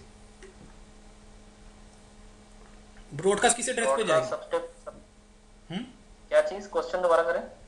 क्लाइंट ने ब्रॉडकास्ट करनी है, क्वेश्चन ये है कि डीएचसीपी सर्वर पे ये आईपी मिला हुआ है जिसका ब्रॉडकास्ट एड्रेस ये है, तो क्लाइंट ब्रॉडकास्ट इस एड्रेस पे करेगा या किसी और एड्रेस पे सेंड करेगा? क्वेश्चन ये है। क्लाइंट की तो कम्युनिकेशन हुई नहीं है। क्लाइंट ने ब्रॉडकास्ट करनी है ना, किस एड्रेस पे करेगा ब्रॉडकास्ट? वो 169 वाले पे करेगा। यार 169 तो वो अलग सी चीज़ है, वो पीपा है, वो तो पीपा तो बाद में आएगा। हम अपीपा से पहले की बात पीपा से पहले ये भी बात हो रही। अब ये देखो यार आईपी एड्रेसिंग इसका मतलब कॉन्सेप्ट नहीं बने अभी आईपी एड्रेसिस के ना। 255.255.255. ये एसन बोल रहा है, असीम बोल रहा है। क्लास सी का सबनेट मास्क जो है वो उस पे ऐड आप समझ लो यहाँ पे ये आईपी एड्रेस की बहुत बड़ा कॉन्सेप्ट है, बड़ा नहीं है बल्कि छोटी सी चीज़ है, क्लियर करना इसको थोड़ा सा टफ होता है। आमतौर पर पता ही नहीं होता, आईपी एड्रेस पढ़ लेते हैं। ब्रॉडकास्ट एड्रेस होता क्या है? ब्रॉडकास्ट एड्रेस वो एड्रेस है जब भी किसी मशीन पे लाइक 192.168.1.1 है ना, जब भी ये मशीन पे ये आईपी एड्रेस कन्फिगर होगा तो इस पे ये वाला एड्रेस भी क्या हो जाएगा, ऑटोमेटिक कन्फिगर हो जाएगा। यानी कि इस मशीन के दो एड्रेस होंगे, एक यूनिकास्ट एड्रेस है इस मशीन का, एक मल्टीकास्ट ब्रॉडकास्ट एड्रेस है। हमारे नेटवर्क में एक मशीन पड़ी हुई है फॉर एग्जांपल यहाँ पे, और ये मशीन आईपी एड्रेस इसको लाइक डीएचसीपी से मिला हुआ है पहले से, यहाँ स्टैटिक दिया हुआ है आपने, इसका आईपी ज्यूम करें। बात है समझने की, ट्रिकी पॉइंट है, मैं वो पॉइंट समझाना चाह रहा हूँ। 192.168.1.2 मिल गया इस मशीन को, तो जब भी इस मशीन को इस नेटवर्क में से एक आईपी मिलेगा, इसको ये आईपी भी मिल जाएगा 192.168.1.255। ये बात नहीं, यूनिकास्ट एड्रेस हमेशा हमारे नेटवर्क पे पड़ी हुई यूनिक होता है। यूनिकास्ट एड्रेस हर मशीन का अपना होगा, कन्फ्लिक्ट नहीं उस पर हो सकता कि 1.1 एक मशीन पे दिया वही मैं दूसरी मशीन पे भी दे दूँ, तीसरी पे भी दे दूँ। यूनिकास्ट एड्रेस हमेशा सिंगल होता है। ब्रॉडकास्ट एड्रेस मल्टीपल मशीन पे हो सकता है। अब इस मशीन के दो आईपी होंगे, एक यूनिकास्ट आईपी है इस मशीन का, ब्रॉडकास्ट आईपी, एक यूनिकास्ट आईपी है। इसी तरह तीसरी मशीन लगाएंगे डोर 3, उसके भी दो एड्रेसेस होंगे, एक यूनिकास्ट है एक ब्रॉडकास्ट एड्रेस है। अब ये वाला जो एड्रेस है आपका, ये किस पे साइन होगा? आपके नेटवर्क में 50 मशीन सेम है, ब्रॉडकास्ट एड्रेस सेम होता है, ठीक है ना। अब ये एड्रेस जो है ये सारी मशीनों पे क्या हुआ है, मिला हुआ है आपके नेटवर्क पे पड़ी हुई। तो जब इस आईपी पे रिक्वेस्ट भेजी जाएगी तो सारी मशीनों पे नहीं आएंगी, वो सब मशीन पे जाएगी ना, क्योंकि ये आईपी तो किसका था, सब मशीनों का था IP. Broadcast address, broadcast address सबका होता है, ठीक है। अब क्वेश्चन ये, यहाँ पे एक लैन और पड़ा हुआ है हमारे पास, यहाँ पे डिफरेंट नेटवर्क आईडी चल रही है। ज्यूम कर लें, यहाँ पे 10 की लगा लेते हैं। लाइक यहाँ पे आईपी 10.1.1.1/8 के साथ क्लास A की स्कीम है। अब इसका ब्रॉडकास्ट एड्रेस लिखाओ जरा आप, इसका ब्रॉडकास्ट एड्रेस क्या होगा? इसका होगा 10.255 आ गया, तो ब्रॉडकास्ट एड्रेस आ गया ना इसका, ये आ गया इसका ब्रॉडकास्ट एड्रेस। अब क्वेश्चन ये है, क्लाइंट ने ब्रॉडकास्ट किस एड्रेस पे करनी है? ऐसे ही है ना।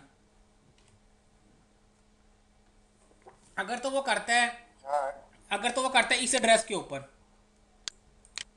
तो ब्रॉडकास्ट कहाँ कहाँ तक रहेगी ये बात देखनी है। ब्रॉडकास्ट कहाँ कहाँ तक रहेगी? इस नेटवर्क तक, ऐसे ही है। ये क्लाइंट भी इंक्लूड हो जाएगा बीच में।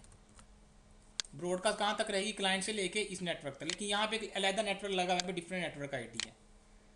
लेकिन इशू ये है कि क्लाइंट को नेटवर्क ब्रॉडकास्ट आईडी का कैसे पता लगेगा कि भी वहाँ पे क्लास C यूज़ हो रही है और उसकी ब्रॉडकास्ट आईडी ये है और मैंने उस पर रिक्वेस्ट सेंड करनी है और DHCP की ब्रॉडकास्ट आईडी भी ये है। क्योंकि वो इस एड्रेस पे सेंड करेगा तो DHCP तक रिक्वेस्ट आएगी ना, ऐसे ही है ना। इस ब्रॉडकास्ट एड्रेस पे सेंड करेगा तो DHCP पे रिक्वेस्ट आएगी। लेकिन इशू ये है, क्लाइंट को इस ब्रॉडकास्ट आईडी का भी नहीं पता। क्लाइंट को क्या पता DHCP सर्वर क्लास A पे है, क्लास B पे है, क्लास C पे है या क्लास लेस क्या है, सबनेटिंग हुई है। क्लाइंट को ये भी नहीं पता। तो हम किसी क्लास की भी या कोई स्पेसिफिक ब्रॉडकास्ट एड्रेस भी नहीं यूज़ कर सकते। तो इस एड्रेस पे नहीं जाएगी रिक्वेस्ट। क्यों? क्लाइंट को पता ही नहीं DHCP क्लास C में से है, क्योंकि तो ये नया नेटवर्क पे है। क्लास C में से अगर इसको होता तो इस नेटवर्क पे कर देता। ठीक है, तो अब ये देख रहे हैं DHCP करेगा किस एड्रेस पे ब्रॉडकास्ट सेंड। तो दुनिया के जितने आईपीज हैं सबका ब्रॉडकास्ट एड्रेस पता है आपको? दुनिया के जितने भी आईपी हैं सबका ब्रॉडकास्ट एड्रेस क्या बनेगा? यार सबसे आखिरी आईपी, लास्ट वाला 255 बिल्कुल समझ गए। ये क्या है, दुनिया के जितने नेटवर्क है सबका ब्रॉडकास्ट आईपी ये है। यानी कि इस एड्रेस पे रिक्वेस्ट सेंड की जाए तो हमारे लैन के अंदर जितनी नेटवर्क आईडी लगी हुई है सब पे रिक्वेस्ट चली जाएगी, और किसी ना किसी एक नेटवर्क आईडी पे तो DHCP पड़ा होगा ना। लाइक यहाँ पे मैंने अभी क्या बनाया था, 10 का नेटवर्क है, यहाँ पे ऐसे ही है 10.0.0.0 का नेटवर्क आ गया, यहाँ पे /8 के साथ आ गया आपके। ठीक है, अब क्वेश्चन ये है कि अगर इस एड्रेस के ऊपर मैं ब्रॉडकास्ट करवा दे, DHCP क्लाइंट को पहले से इसी तरह कन्फिगर किया गया है, डिज़ाइन इसी तरह किया गया है विंडोज़ के अंदर कि जब भी इसने IP गेट करना है किस एड्रेस पे ये ब्रॉडकास्ट करेगा, इस एड्रेस पे। अब ये वाला एड्रेस भी याद रखना है, एक तो इसका ये वाला ब्रॉडकास्ट एड्रेस था, एक इस मशीन का ये वाला ब्रॉडकास्ट एड्रेस था, दूसरा इस मशीन के ऊपर ये वाला एड्रेस भी मिला होता है। ठीक है, ब्रॉडकास्ट एड्रेस मल्टीपल भी हो सकते हैं। जब भी इस आईपी पे रिक्वेस्ट सेंड की जाएगी तो आपके नेट लैन है, लैन के अगर 10 नेटवर्क आईडीज अटैच हैं डिफरेंट, तो उसमें से किसी एक में DHCP पड़ा होगा, रिक्वेस्ट वहाँ तक चली जाएगी। लेकिन अगर 10 में से आप किसी एक स्पेसिफाई के ऊपर अगर DHCP क्लाइंट सेंड करता और DHCP उसके ऊपर नहीं पड़ा हुआ था तो रिप्लाई IP तो नहीं मिलेगा क्लाइंट को। टेक्निकल बातें हैं, आहिस्ता से समझ लगेंगी ये सारी। फिलहाल क्लाइंट ने इसके ऊपर क्या कर दी, ब्रॉडकास्ट। ब्रॉडकास्ट का मतलब है रिक्वेस्ट इस सर्वर तक भी आई है, इन क्लाइंट्स तक भी गई है, और इस 10 के परे हुए नेटवर्क के ऊपर भी 10 के परे यहाँ पे IP मशीन है फॉर एग्जांपल, इसका IP क्या है 10.1.1.1, इस मशीन तक भी रिक्वेस्ट आई है। ये बात नहीं याद रखनी कि DHCP क्लाइंट को जिस नेटवर्क में से, फॉर एग्जांपल यहाँ पे हमने पूल क्रिएट किया हुआ 192.168.1 से लेके 254 तक IP असाइन करो, तो क्लाइंट को IP इस रेंज में से मिलना है ना 192.168.1.1। तो ये कॉन्सेप्ट नहीं बनाना कि रिक्वेस्ट भी इसी नेटवर्क तक रहेगी भाई, वो आपके नेटवर्क में जितनी नेटवर्क आईडीज अटैच है सब तक चली जाएगी। रिक्वेस्ट इवन के रेड कलर में रिप्रेजेंट कर रहा हूँ, क्लाइंट की जो ब्रॉडकास्ट होगी वो कहाँ पे जाएगी, वो इस मशीन तक भी आ जाएगी। हालांकि ये डिफरेंट नेटवर्क की मशीन है। क्यों इस मशीन तक क्यों आई है, इस मशीन का IP भी, इस मशीन की भी ब्रॉडकास्ट ID क्या थी, ये वाली अपनी तो ब्रॉडकास्ट आईडीज की एक होगी, समझ लग गई है? लग गई है। ठीक है, तो फिर भाई इस तरह कन्फ्लिक्ट नहीं आ जाएगा? क्या कन्फ्लिक्ट? मतलब अगर दोनों पे वो लगा हुआ DHCP सर्वर 10 बताता हूँ, मैं समझ गया क्वेश्चन, समझ गया हूँ मैं, बिल्कुल एग्जैक्ट क्वेश्चन समझ गया जहाँ से आप बोल रहे हो ना। आगे सुपर स्कोप है इसका सोल्यूशन। ठीक है, DHCP में लास्ट में पढ़ेंगे, लास्ट से थोड़ा सा पहले टॉपिक है सुपर स्कोप का, वो इस इशू को रिजोल्व करता है, आइसोलेट करता है नेटवर्क को ना। मल्टीपल सबनेट को अगर हमने IP एड्रेस से डिसाइन करना है, मैं कह रहा हूँ सुपर स्कोप DHCP में सुपर स्कोप का कंसेप्ट है। आगे जो क्वेश्चन, आवाज़ नहीं आ रही, हेलो, मैं कह रहा सुपर स्कोप का कॉन्सेप्ट है DHCP के अंदर। तो सुपर स्कोप को यूज़ करते हुए हम DHCP के मल्टीपल नेटवर्क आईडी से IP एड्रेस असाइन करवा सकते हैं। वो आगे आगे टॉपिक है जो आप क्वेश्चन कर रहे हो ना, इसका आंसर जब DHCP पूरा पढ़ेंगे आपको समझ लग जाएगी। ठीक है, अपने आप ही समझ लग जाएगी, मुझे बताने की ज़रूरत नहीं पड़ेगी। सुपर स्कोप है, जब मैं सुपर स्कोप स्टार्ट करवाऊंगा DHCP के अंदर ही है, तो तब आपको क्लियर हो जाएगी ये कन्फ्लिक्ट। बिल्कुल अच्छा क्वेश्चन किया आपने, जो आपने किया है ना, मैंने डायग्राम में लिखा था सोल्यूशन ऑफ ए प्रॉब्लम, ये स्लाइड के अंदर, ये इसी से रिलेटेड है। ठीक है, इसको मैं आगे आके एक्सप्लेन करना है पूरा। अब ये इस एड्रेस पे सेंड होगी, ये लेयर 3 का एड्रेस है, ब्रॉडकास्ट एड्रेस। कोई कहता है लेयर 3 का ब्रॉडकास्ट एड्रेस के, इंटरव्यू का बड़ा कॉमन क्वेश्चन है, उसको 255.255.255.255, ये लेयर 3 पे ब्रॉडकास्ट हुई है। लेयर 3 पे ब्रॉडकास्ट का मतलब है आपके नेटवर्क पे अगर 10 सबनेट अटैच हैं, लाइक यहाँ पे एक नया स्विच लगा हुआ है यहाँ पे, ठीक है, यहाँ पे नेटवर्क आईडी क्या लड़ी है। लेयर 3 तो 1239 पे एंड हो जाती है, क्या है यार, मैं OSI रेफरेंस मॉडल की बात कर रहा हूँ, OSI रेफरेंस मॉडल की बात कर रहा हूँ। लेयर 3 का मतलब है IP एड्रेस लेवल पे ब्रॉडकास्ट हो रही है आपकी, OSI रेफरेंस मॉडल पे IP एड्रेस लेवल पे ब्रॉडकास्ट हो रही है। ब्रॉडकास्ट दो तरह की होती है, ये बात भी याद रख लो, एक लेयर 2 ब्रॉडकास्ट होती है, एक लेयर 3। इंटरव्यू का फिर कॉमन क्वेश्चन, बार बार इंटरव्यू कहता हूँ कि आपको याद रही क्वेश्चन याद कर लो आप, क्योंकि थ्योरेटिकल होते हैं, याद नहीं रखते आमतौर पे। लेयर 2 का आप, कोई कहता है IP एड्रेस किस लेयर पे काम करता है, लेयर 3 पे जाके। कोई कहता है मैक एड्रेस किस लेयर पे काम करता है, लेयर 2 पे जाके। तो DHCP एक ऐसी एप्लीकेशन है जो लेयर 3 पे भी ब्रॉडकास्ट करती है, लेयर 2 पे भी ब्रॉडकास्ट करती है। जो ये एड्रेस है ये किसका एड्रेस है? लेयर 3 ब्रॉडकास्ट का क्या मतलब है? यहाँ पे आपके पास 10 का नेटवर्क अटैच है, यहाँ पे 20 का नेटवर्क अटैच है, मैं पहला ऑक्टेट लिख रहा हूँ, यहाँ पे 192 का अटैच है, ठीक है, यहाँ पे 172 का अटैच है, ये डिफरेंट 4 सबनेट आपके साथ अटैच है। और DHCP लाइक 20 वाले नेटवर्क पे पड़ा हुआ था, ठीक है। क्लाइंट ने जब भी ब्रॉडकास्ट करेगा वो इस नेटवर्क पे भी जाएगी, इस पे भी जाएगी, इस पे भी जाएगी। इशू क्या आ रहा है आपके पास? अगर आपके नेटवर्क पे कोई एक मशीन आ गई, इस पे वायरस आ गया, वो ब्रॉडकास्ट कर रही है, आपके स्विच के ऊपर पड़े हुए सारे के सारे नेटवर्क क्या हो जाएगा? डाउन हो जाएगा। आपके मैं तो 192 के नेटवर्क पे हूँ, 192 के नेटवर्क तक ही ब्रॉडकास्ट रहनी चाहिए, ऐसे नहीं होता। DHCP मेल फंक्शनिंग करना शुरू कर दिया, उस पर वायरस आ गया, तो DHCP ने पूरे नेटवर्क पे ब्रॉडकास्ट की, ब्रॉडकास्ट DHCP के नेटवर्क तक नहीं रहेगी, स्विच के साथ जितने नेटवर्क है वहाँ पे आएगी, सारे का सारा नेटवर्क आपको चोक करके रख देगा। तो इसीलिए आपको आगे जाके VLAN का कॉन्सेप्ट पढ़ोगे आप स्विचिंग के अंदर सिस्को में, इसलिए VLAN क्रिएट करते हैं ताकि हम ब्रॉडकास्ट डोमेन को आइसोलेट कर सकें। इसका सोल्यूशन आ गया है, वो सिस्को लाइन में स्विच पे क्या कन्फिग्रेशन करनी है हमने। तो ये था लेयर 3 पे ब्रॉडकास्ट होती है। अब कोई कहता है कोई ऐसी एप्लीकेशन बताओ जो ब्रॉडकास्ट करती है, आपने कहने का DHCP। आगे से क्वेश्चन आता है जो लेयर 3 पे भी करे, लेयर 2 पे भी करे, आपने कहना DHCP। अब क्वेश्चन ये कि लेयर 3 का तो ब्रॉडकास्ट एड्रेस आपको पता लग गया, इस पे ब्रॉडकास्ट DHCP ने की। अब लेयर 2 का ब्रॉडकास्ट एड्रेस क्या होगा? जाहिर सी बात है मैक एड्रेस है, लेयर 2 की बात करें मैक एड्रेस है। अब कोई ना कोई एक ऐसा मैक एड्रेस भी तो होगा जिस पे क्या जाएगी, रिक्वेस्ट जाएगी। तो क्या ये सारे के सारी जो बातें कर रहा हूँ मैं थ्योरेटिकल नहीं है। हम DHCP सर्वर चलाएंगे, क्लाइंट से IP गेट करेंगे, मैं वायर चार्ज चलाऊंगा, वायर चार्ज से सारा डाटा पकड़ के दिखाऊंगा आपको। ये पैकेट एक एक पकड़ के देखो भी ब्रॉडकास्ट जा रही है, ब्रॉडकास्ट एड्रेस ये आ रहा है, ये ब्रॉडकास्ट लेयर 3 एड्रेस ये आ रहा है, ब्रॉडकास्ट लेयर 2 एड्रेस ये आ रहा है, क्लाइंट ये वाली पोर्ट सेंड कर रहा है 67, DHCP सर्वर 68 पे लिसन कर रहा है। ये नेक्स्ट लेक्चर में सारा का सारा पैकेट हम डाटा पकड़ के देखेंगे, ठीक है। अब यहाँ पे क्लियर हो, इतनी बात क्लियर हुई है आपको? अब लेयर 2 पे आ रहे हैं, लेयर 2 एड्रेस क्या है। अब एक बात याद रखनी है, कोई भी स्विच आप खरीदो यहाँ पे सिस्को का, स्विचिंग पढ़ ली है थोड़ी सी आपने आसिम? स्विचिंग भी नहीं पढ़ी अभी? नहीं, अभी स्विचिंग पे नहीं आए। तो फिलहाल ये वीडियो लेक्चर आप मेरे से लोगे ना तो इसको देखना स्विचिंग और राउटिंग पढ़ने के बाद, फिर आपको पता लगेगा किस लेवल पे जाके मैंने ये आपको कॉन्सेप्ट दिया इसका, फिर क्लियर होगा आपको, ठीक है। अब ये ज़ूम करिए, स्विच है आपके पास, एक मशीन यहाँ पे यही क्लाइंट आ गया, यहाँ पे आपके पास क्या आ गया, DHCP सर्वर आ गया। अब इसने ब्रॉडकास्ट करनी है, मैंने कहा कि लेयर 2 पे भी ब्रॉडकास्ट होगी, लेयर 3 पे भी ब्रॉडकास्ट होगी। लेयर 3 पे तो होगी 255 पे। क्वेश्चन ये है कि लेयर 2 ब्रॉडकास्ट एड्रेस क्या होता है? जिसी तरह आपको पता होगा ईथरनेट, हर ईथरनेट इंटरफेस का एक मैक एड्रेस होता है। जैसे मेरे सिस्टम का लैन कार्ड है, लैन कार्ड का कोई ना कोई मैक एड्रेस होता है जिसका फिजिकल एड्रेस है, ठीक है। वो कम्युनिकेशन, लैन में कम्युनिकेशन किस पे होती है? ईथरनेट की, ईथरनेट पे कम्युनिकेशन होती है मैक एड्रेस की बेस पे, डाटा फॉरवर्डिंग मैक एड्रेस की बेस पे हो रही थी। आगे पढ़ोगे कि ये अगर सर्वर तक जाना है, वो कहेगा अच्छा मैक किया है, स्विच के ने अपने पास स्विचिंग टेबल पे सेव किया होता है, वहाँ से डाटा देखते और फॉरवर्ड कर देता है सर्वर के पास। अब इशू ये है कि लेयर 2 ब्रॉडकास्ट एड्रेस क्या होगा कि रिक्वेस्ट इस PC पे भी जाए, नेटवर्क पे, इस PC पे भी, इस PC पे भी, क्योंकि क्लाइंट को अभी भी DHCP का नहीं ना पता, तो लेयर 2 पे ब्रॉडकास्ट करेगा। हमारे पास लैन लगा हुआ है, लैन पे कम्युनिकेशन बेसिकली किस पे हो रही होगी? लेयर 2 के ऊपर।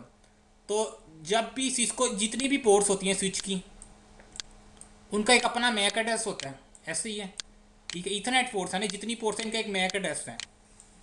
जिस तरह एक यूनिकास्ट एड्रेस होता है, एक ब्रॉडकास्ट एड्रेस होता है, इसी तरह हर पोर्ट का एक यूनिक मैक एड्रेस तो होगा ही, जो दूसरी किसी पोर्ट का नहीं हो सकता। लेकिन हर पोर्ट के ऊपर एक ब्रॉडकास्ट एड्रेस भी होता है, जो क्या होता है ये याद रखनी है। कहते हैं कि ब्रॉडकास्ट एड्रेस कौन सा होता है, ठीक है। ब्रॉडकास्ट एड्रेस कौन सा है, बहुत ही इंपॉर्टेंट क्वेश्चन। FFF 12 टाइम,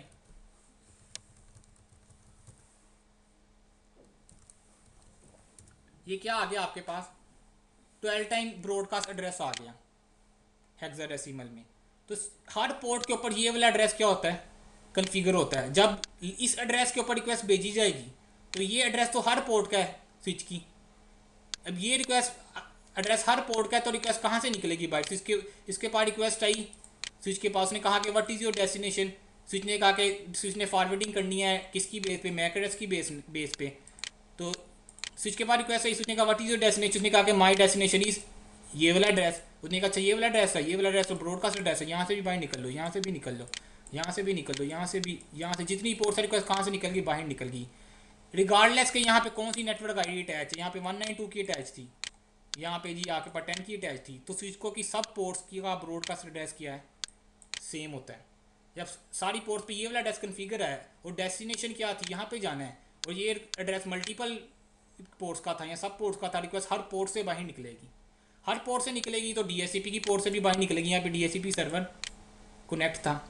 अभी मैं वर्चुअलाइजेशन को नहीं ला रहा हूँ, ऐसा भी तो हो सकता है भाई वीएम यहाँ पे पड़ी हुई है, ये फिजिकल सर्वर है, ठीक है ना, वीएम को भी नहीं ला रहा, अभी ये कन्फ्यूजन हो जाएगा। फिलहाल समझे डीएससीपी सर्वर हमारा फिजिकल मशीन पे चल रहा है, ठीक है। मशीन जब रिक्वेस्ट यहाँ पे आएगी, डीएससीपी सर्वर तक रिक्वेस्ट पहुँच गई ब्रॉडकास्ट के थ्रू, ठीक है, जब पहुँच गई डीएससीपी पे, इसका मतलब क्लाइंट ने डीएससीपी सर्वर को डिस्कवर कर लिया।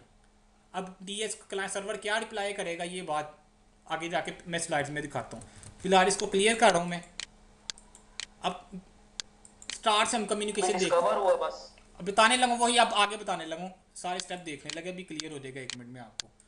अब आप अज्यूम करें वही सर्वर यहाँ पे पड़ा हुआ है मेरे पास, ये क्लाइंट है, ठीक है, इसने क्या की, रिक्वेस्ट की, ब्रॉडकास्ट कर दी, रिक्वेस्ट कहाँ पे आ गई, डीएससीपी सर्वर के पास। ब्रॉडकास्ट की किस पे की, किस एड्रेस पे की, वो आपको क्लियर होगा। लेयर 2 पे भी की है, लेयर 3 पे भी की है, डीएससीपी पे 68 की लिसनिंग हो रही थी, बाकी यूज़र ने क्या कर दिया, डिनाई कर दिया। अब जो पहला पैकेट सेंड होता है क्लाइंट से सर्वर की तरफ, डीएससीपी में 4 तरह के पैकेट हैं जिसे कहते हैं डोरा, discover, offer, request, acknowledgement. 4 packets हैं, चारों पैकेट्स के नाम है बकायदा, जब हम इसको कैप्चर करेंगे वायरशार्क के थ्रू उधर नाम भी आ रहे होंगे हर पैकेट के। पहला पैकेट जो क्लाइंट सेंड करता है डीएससीपी सर्वर को टू डिस्कवर डीएससीपी सर्वर, उस पैकेट को कहते हैं डीएससीपी डिस्कवरी पैकेट या डीएससीपी डिस्कवर। उस पैकेट में क्या होता है, उसे आगे जाके देखती हैं वो कैसे जाता है, ब्रॉडकास्ट होके जाता है।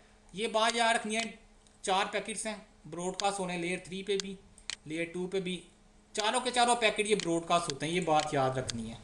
डीएससी में चारों के चारों पैकेट क्या हो रहे हैं, ब्रॉडकास्ट हो रहे हैं, लेयर 2 पे भी हो रहे हैं, लेयर 3 पे भी हो रहे हैं। क्यों हो रहे हैं, इसका एक तो थोड़ा सा आइडिया हो गया कि क्लाइंट को डीएससीपी सर्वर का पता ही नहीं, जब पता ही नहीं तो वो डिस्कवरी करके क्या करे, ब्रॉडकास्ट करके क्या करेगा, डीएससीपी सर्वर को डिस्कवर करेगा। तो पहली रीज़न तो एक आपको मिल गई, क्लाइंट के पास आईपी यूनिकास आईपी नहीं था, क्लाइंट ने डीएससीपी सर्वर को डिस्कवर करना था, इसलिए डिस्कवरी का ये लिए एक ही मेथड आ गया था, वो था ब्रॉडकास्ट। क्लाइंट ने ब्रॉडकास्ट की, किस एड्रेस पे की आपको आइडिया हो गया।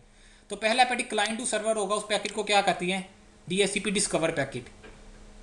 डिस्कवर पैकेट दूसरे रिप्लाई में जब डीएससीपी सर्वर तक रिक्वेस्ट पहुंच गई तो डीएससीपी सर्वर ने, जाहिर सी बात है, क्लाइंट को क्या करना है, रिप्लाई करना है, ठीक है। अब डीएससीपी सर्वर ने क्लाइंट को रिप्लाई करना है, रिप्लाई किस पे कर सकता, अगर क्लाइंट के पास आईपी होता, ठीक है, क्लाइंट के पास अभी आईपी मिला ही नहीं हुआ, आईपी होता तो डीएससीपी क्लाइंट के साथ डायरेक्ट कम्युनिकेशन करता ना, तो डीएससीपी सर्वर भी यूनिकास्ट कम्युनिकेशन ही कर सकता क्लाइंट के साथ अभी दूसरे पैकेट में आके।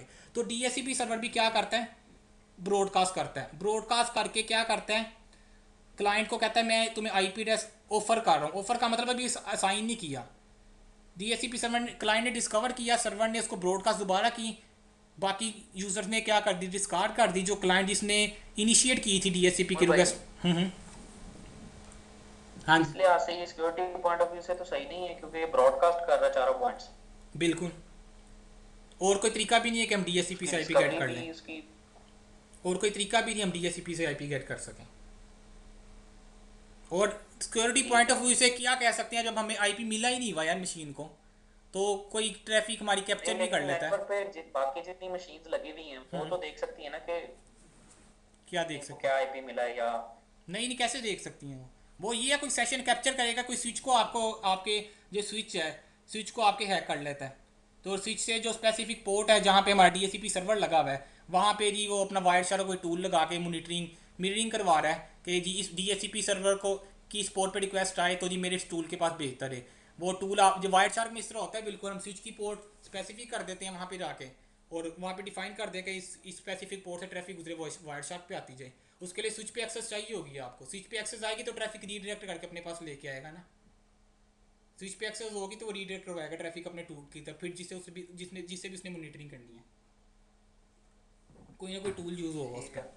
तो मैं टाइम मिला तो कभी मैं आपको दिखाऊंगा कि स्विच के अंदर हम कन्फिग्रेशन करते हैं और स्पेसिफिक पोर्ट में आने वाली ट्रैफिक को वायरशार्क के ऊपर किस तरह रीडायरेक्ट करते हैं। उसका ये फ़ायदा, उस पोर्ट में से जितनी आने जाने वाली ट्रैफिक है ना, सारी की सारी हम एनालाइज कर सकते हैं टूल के अंदर। नॉर्मली मॉनिटरिंग के लिए यूज़ होता है वो, कि इस पोर्ट से कितनी ट्रैफिक आई, बैंडविड्थ कितनी यूज़ हुई, ब्रॉडकास्ट कितनी आई, मल्टीकास्ट कितनी हुई, यूनिकास्ट कितनी ट्रैफिक यूज़ हो रही है। अब ऑफर की मैंने कहा कि जो दूसरा पैकेट है डीएससीपी सर्वर डीएससीपी क्लाइंट को सेंड करेगा, वो ऑफर भी ब्रॉडकास्ट होगा। क्यों होगा? डीएससीपी क्लाइंट को के पास अभी तो आईपी नहीं है, इसलिए डीएससीपी सर्वर उसको क्या करेगा, ब्रॉडकास्ट करेगा। जब ब्रॉडकास्ट डीएससीपी क्लाइंट तक पहुंच गई, पहुंचने के बाद डीएससीपी क्लाइंट ने उसको रिसीव किया, रिसीव करने के बाद अब वो रिक्वेस्ट करेगा। अब रिक्वेस्ट तीसरा पैकेट भी ब्रॉडकास्ट होगा। इस पर थोड़ी सी लंबी डिस्कशन है। जबकि यहाँ पे देखें, क्लाइंट ने सर्वर को रिक्वेस्ट की, सर्वर ने इसको क्या कर दिया, रिप्लाई कर दिया ब्रॉडकास्ट की फॉर्म में। अब जब क्लाइंट के पास रिक्वेस्ट आई, इसको तो डीएससीपी सर्वर का आईपी पता लग गया ना, ठीक है ना, क्योंकि जब डीएससीपी सर्वर रिप्लाई करेगा, ये अपना आईपी एड्रेस सेंड करेगा कि मेरा लेयर 2 का एड्रेस ये है, लेयर 3 का एड्रेस ये है। लेकिन इशू अभी भी ये है, इसके पास आईपी एड्रेस है ही नहीं क्लाइंट के पास, ये किस तरह डीएसपी से कम्युनिकेशन करे। तो तीसरा पैकेट भी ये ब्रॉडकास्ट करता है। उसके लिए ऐसा भी तो हो सकता है, मैं थोड़ा सा बता दूं, यहाँ पे हमारे पे एक दूसरा डीएससीपी सर्वर पड़ा हुआ था। ऐसा भी तो हो सकता है नेटवर्क में 2 डीएससीपी सर्वर पर, जब तो कन्फ्लिक्ट आ गया, क्लाइंट इसको एंटरटेन करेगा, इसको एंटरटेन करेगा, ये भी क्वेश्चन है। तो ये अभी थोड़ा सा मैं स्लाइड्स ओपन कर रहा हूँ, अभी क्लियर हो जाएगा आपको। थ्योरी है, टाइम लगेगा, इसको हजम करने में टाइम लगेगा आपको। कॉन्सेप्ट थोड़ा सा देर से बनेगा, मैं वीडियो दूंगा, उसको बार बार देखना, कॉन्सेप्ट इससे बहुत ज़्यादा क्लियर हो गया आपके। तो पहला पैकेट देखते हैं जो कहाँ से है, क्लाइंट टू डीएससीपी सर्वर। उस पैकेट में क्या होता है आपके पास, डीएससीपी डिस्कवर पैकेट है, उसमें सोर्स आईपी जाएगा क्लाइंट का जो 00, इसका मतलब क्लाइंट को भी कोई आईपी एड्रेस असाइन नहीं है। डेस्टिनेशन एड्रेस नीचे आ रहा है आपके पास 255 पे ब्रॉडकास्ट की। Source MAC address, DSCP client अपना मैक एड्रेस तो सेंड करेगा ना, क्योंकि मैक एड्रेस उसका था। अब डेस्टिनेशन मैक, उसको डीएससीपी का मैक एड्रेस नहीं पता था, क्योंकि ईथरनेट है, ईथरनेट पे कम्युनिकेशन किस बेस पे हो रही है, लेयर 2 की बेस पे ही होनी है, तो वो एफएफ पे सेंड कर देगा। अब क्लाइंट अपनी पोर्ट लगाएगा। सॉरी, मैं ये बात कब से गलत बताई जा रहा हूँ, टीसीपी रेंज में आ गई है। डीएससीपी यूडीपी को यूज़ कर रहा होता है, ठीक है, डीएससीपी यूडीपी को यूज़ कर रहा है, टीसीपी को नहीं यूज़ कर रहा। तो यूडीपी है वहाँ पे, वीडियो में सारा गलत बताता है अभी तक, यूडीपी को यूज़ कर रहा होता है ये, ठीक है। क्लाइंट अपनी पोर्ट लगाएगा। हाँ, एक बात और जहन में आ गई, जब भी क्लाइंट टू सर्वर कम्युनिकेशन हो रही होती है ना, पोर्ट्स का आपको आइडिया होगा, एक वेल नाउन पोर्ट्स होती है, एक अनवेल नाउन पोर्ट्स होती हैं। यानी कि सर्वर की पोर्ट हमेशा फिक्स होती है, लाइक वेब सर्वर है, उसकी पोर्ट है 80। आप अपनी मशीन से वेब सर्वर पे रिक्वेस्ट भेजेंगे, तो वेब सर्वर पे की जो सर्वर साइड की पोर्ट है वो 80 है। तो क्लाइंट साइड की पोर्ट कोई स्पेसिफिक नहीं होती, वो रैंडमली ऑपरेटिंग सिस्टम जनरेट कर रहा होता है, ठीक है। डीएससीपी के केस में डीएससीपी स्पेसिफिक ये वाहिद एप्लीकेशन है जिसमें क्लाइंट के ऊपर भी पोर्ट और डीएससीपी सर्वर के ऊपर भी पोर्ट वेल नाउन होती है। वेल नाउन का मतलब फिक्स पोर्ट है एक। हमेशा डीएससीपी क्लाइंट जब भी पोर्ट सेंड करेगा, डीएससीपी क्लाइंट 67, डीएससीपी सर्वर की 68। लेकिन जब हमको किसी भी दूसरी और सर्विस को एक्सेस करेंगे, उसमें सर्वर साइड की पोर्ट तो फिक्स होगी, क्लाइंट की पोर्ट हमेशा रैंडम जनरेट हो रही होगी, 10254 लंबी सी इतना। तो अगर कोई क्वेश्चन कोई पूछ ले, भाई ऐसी कोई कम्युनिकेशन बताओ जिसमें क्लाइंट और सर्वर दोनों की कम्युनिकेशन, दोनों की पोर्ट्स की हो वेल नाउन हो, तो आपने कहना डीएससीपी, ठीक है। डीएससीपी में क्लाइंट की पोर्ट चेंज नहीं होती, जबकि दूसरी कम्युनिकेशन जब भी क्लाइंट होगा हमेशा अनवेल नाउन पोर्ट लगा के भेजेगा, रैंडम पोर्ट होगी जो ऑपरेटिंग सिस्टम जनरेट कर रहा है। तो इसमें डीएससीपी ने अपनी पोर्ट लगाई क्लाइंट ने, और सर्वर की तरफ क्या कर दी 67 पे क्या होगी, डीएससीपी सर्वर लिसन करेगा। प्लस आगे ये क्या कह रहा है कि जो आईपी एड्रेस है मुझे असाइन करो। अगर डी गेटवे है, टीएनएस है, टीएफटीपी वगैरह, क्लाइंट रिक्वायर्ड कर रहा है कि ये कन्फिगरेशन मुझे असाइन करो, ये ब्लैंक है इस टाइम, क्योंकि क्लाइंट के पास है नहीं ना। पैकेट के अंदर क्लाइंट ने बता के भेजा कि मेरी जितनी कन्फिगरेशन तुम्हारे पास है वो मुझे सेंड कर दो। पहला पैकेट ब्रॉडकास्ट हो गया, इसे कहते हैं डीएससीपी डिस्कवर, इसे डीएससीपी सर्वर डिस्कवर होगा। दूसरा पैकेट में क्या हुआ, रिक्वेस्ट कहाँ पे चलेगी, डीएससीपी सर्वर के पास, ठीक है, उसमें जिसे कहते हैं डीएससीपी ऑफर। दूसरे पैकेट में डीएससीपी ऑफर करेगा, उसमें ऑफर पैकेट में क्या होता है, पैकेट पकड़ के देखेंगे फिर आपको समझ लगेगी, कैप्चर करके एक्चुअल सोर्स आईपी डीएससीपी ने अपना सेंड कर दिया, ब्रॉडकास्ट एड्रेस सेंड कर दिया, क्योंकि क्लाइंट के पास तो कोई आईपी नहीं ना इस टाइम, तो डीएससीपी ब्रॉडकास्ट करेगा, अपना मैक सेंड करेगा, उसका मैक यहाँ पे उस क्लाइंट ने फिर लेयर 2 पे क्या कर दी, ब्रॉडकास्ट कर दी, पोर्ट नंबर आ गई, ऑफर आईपी यहाँ पे आ गया। ऑफर आईपी का मतलब है ऑफर कर रहा है, असाइन नहीं किया, ठीक है। बताऊंगा दूसरे स्टेप में क्यों नहीं साइन किया उसने, अगर हमारे नेटवर्क में दूसरा DHCP कोई और 2 DHCP सर्वर चल रहे हैं उनको स्टॉप करने के लिए। ये बात याद रखनी है। ऑफर किया उसने, कहा मैं ये IP एड्रेस तुम्हें असाइन करूँगा, अभी किया नहीं है। करूँगा का मतलब है मैं तो IP तुम्हें असाइन कर दूँ, उसने ऑफर किया। जब क्लाइंट कहेगा हाँ कर दो, फिर ये DHCP असाइन करेगा। उसने कहा ऑफर की 1.13 IP की, साथ एक रेफरेंस ID लगा के भेजिए। रेफरेंस ID की बहुत ज़्यादा इंपॉर्टेंस है यहाँ पे। प्लस नीचे जो ऑप्शनल कन्फिग्रेशन है ये भी DHCP सर्वर ने से ऑफर की है, यहाँ पे डॉट लिखा हुआ है एडिशनल कन्फिग्रेशन। एक रेफरेंस ID सेंड की है। रेफरेंस ID का आगे जाके बताता हूँ क्या बेनिफिट है। रेफरेंस ID का मतलब है DHCP ने एक रेफरेंस दिया कि इस रेफरेंस ID के साथ ये मैं तुम्हें साइन करूँ, नेक्स्ट टाइम जब भी तुमने कम्युनिकेशन करनी है रेफरेंस ID मुझे सेंड करनी है। अब ये पैकेट था सर्वर टू क्लाइंट। अब दूसरे पैकेट से रिक्वेस्ट सर्वर से क्लाइंट पे पहुंच गई। अब DHCP क्लाइंट क्या करेगा आगे? तीसरे पैकेट में DHCP क्लाइंट क्या करता है? रिक्वेस्ट करता है। उसके पास अभी भी IP कोई नहीं मिला हुआ, ब्रॉडकास्ट सेंड कर दिया, ब्रॉडकास्ट की रेफरेंस ID जो DHCP की थी वही उसने यहाँ पे लिख के क्या कर दी, रिक्वेस्ट कर दी, हाँ भी मुझे IP एड्रेस क्या कर दो, असाइन कर दो। अब तीसरा पैकेट क्यों ब्रॉडकास्ट हुआ? पहली रीज़न तो यही है क्लाइंट के पास अभी IP एड्रेस है नहीं। दूसरी रीज़न क्या है? माई नेटवर्क में मल्टीपल DHCP सर्वर भी हो सकते हैं। इसको मैं थोड़ा सा क्लियर करने लगा। 2 DHCP सर्वर हो सकते हैं, मतलब ये क्लाइंट आ गया, यहाँ पे मेरे पास ये आ गया सर्वर 1 आ गया, यहाँ पे आप समझ लीजिए यहाँ पे आपके पास क्या आ गया सर्वर 2। ये क्लाइंट है, क्लाइंट ने रिक्वेस्ट की, ब्रॉडकास्ट की रिक्वेस्ट यहाँ भी गई, यहाँ भी गई। ये कौन सा पैकेट था? DHCP discover. ब्रॉडकास्ट हुई ना तो दोनों तक आई, दोनों तक पहुंची तो रिप्लाई भी क्या करेंगे? दोनों करेंगे। इसने भी इस क्लाइंट को क्या किया? रिप्लाई कर दिया। इस मशीन ने भी क्लाइंट को रिप्लाई कर दिया। अब जाहिर सी बात है क्लाइंट सेम टाइम पे दोनों की रिक्वेस्ट एक्सेप्ट नहीं कर सकता, मिली सेकेंड या माइक्रो सेकेंड का फ़र्क लाजमी आ जाता है। ठीक है, DHCP का असूल ये है, मल्टीपल DHCP सर्वर लगे हुए हैं, अगर क्लाइंट जिसकी पहले रिक्वेस्ट आ जाएगी क्लाइंट के पास, क्लाइंट उसको इंटरटेन करेगा। लाइक ऊपर वाली सर्वर की DHCP की रिक्वेस्ट पहले आ गई तो क्लाइंट ने इसकी रिक्वेस्ट क्या कर ली? एक्सेप्ट कर ली। यहाँ पे मैं ए लिख रहा हूँ, ए का मतलब क्या कर ली? एक्सेप्ट कर ली। नीचे वाले की क्या कर दी है? डिस्कार्ड कर ली है। जब ऊपर वाले की क्लाइंट ने एक्सेप्ट कर ली है तो इसकी रेफरेंस ID भी क्लाइंट के पास आ गई। ऐसे ही है ना, DHCP ने जो रेफरेंस ID लगाई, इसने अपनी रेफरेंस ID जनरेट की, इसने अपनी रेफरेंस ID जनरेट की। DHCP सर्वर ने ऊपर वाले की रिक्वेस्ट एक्सेप्ट की सर्वर 2 की, तो रेफरेंस ID इसके पास आ गई, इसकी डिस्कवर थी, और ये DHCP ने ये ऑफर थी, दोनों ने ऑफर की ना, दोनों DHCP सर्वर ने। अब एक क्लाइंट ने रिक्वेस्ट करनी है कि मुझे IP एड्रेस असाइन कर दो। अब DHCP सर्वर क्लाइंट जब रिक्वेस्ट करेगा वो भी ब्रॉडकास्ट करेगा। क्यों? इसके पास अभी अपना IP नहीं है। दूसरी रीज़न बताने लगा हूँ ब्रॉडकास्ट करने का क्या फ़ायदा हुआ। DHCP रिक्वेस्ट पैकेट जो तीसरा पैकेट है, यहाँ पे कलर चेंज कर लेता हूँ। क्लाइंट ने फिर क्या कर दी? ब्रॉडकास्ट कर दी। रिक्वेस्ट यहाँ तक भी आई, रिक्वेस्ट यहाँ तक भी आई। ये DHCP रिक्वेस्ट पैकेज है जो क्लाइंट टू सर्वर है। अब जब यहाँ तक भी आई, यहाँ तक भी आई, तो DHCP जो क्लाइंट है, क्लाइंट ने तो ऊपर वाले सर्वर की क्या की थी? रिक्वेस्ट को इंटरटेन किया था, नीचे वाले की रिजेक्ट कर दी थी। अब तीसरे पैकेज में रिक्वेस्ट यहाँ पे भी आई, यहाँ पे भी आई है। अब IP ये वाला साइन करेगा, ऊपर वाला के नीचे वाला। अब क्या होगा? IP ऊपर वाला ये साइन करेगा, क्योंकि जब तीसरे पैकेट में क्लाइंट ने रिक्वेस्ट इसको की, यहाँ तक आई। अब इसके ऊपर रेफरेंस ID किसकी थी? ऊपर वाले सर्वर की। ऐसे ही है ना, क्लाइंट ने दूसरे में जो रेफरेंस ID ऊपर वाले सर्वर की उठाई थी, जब वो रिक्वेस्ट करेगा रेफरेंस ID क्लाइंट लगा के भेजेगा। जब रिक्वेस्ट इसने इसके पास आई, इसने देखा ये तो वो रेफरेंस ID नहीं है जो मैंने सेंड की थी, तो ये DHCP को IP साइन ही नहीं करेगा, ये स्टॉप हो जाएगा उसी टाइम। इसको पता लग जाएगा कि मेरे नेटवर्क में दूसरा DHCP सर्वर चल रहा है और क्लाइंट ने उसकी रिक्वेस्ट को एक्सेप्ट कर ली है, इसलिए जो रेफरेंस ID मुझे मिली थी वो ये मेरी नहीं है, और मैंने क्लाइंट को IP एड्रेस असाइन ही नहीं करना एक्नॉलेजमेंट का।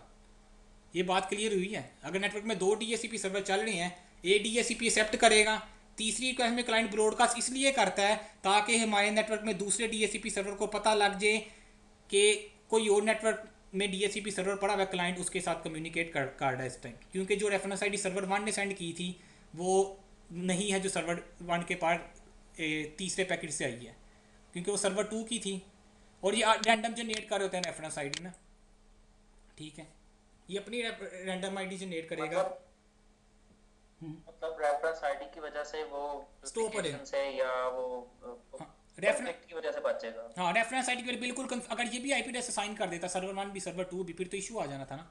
जब तीसरे पैकेट में रेफरेंस आईडी सर्वर 1 के पास आई, सर्वर 1 ने देखा यार ये तो रेफरेंस आईडी नहीं है जो मैंने सेंड की थी, तो वो अज्यूम कर लेगा कि ये क्लाइंट की मशीन किसी और दूसरे डीएचसीपी सर्वर से कॉन्टैक्ट हो चुका है और मैं मजीद इसको आईपी एड्रेस के लिए फोर्स ना करूँ या सेंड ना करूँ।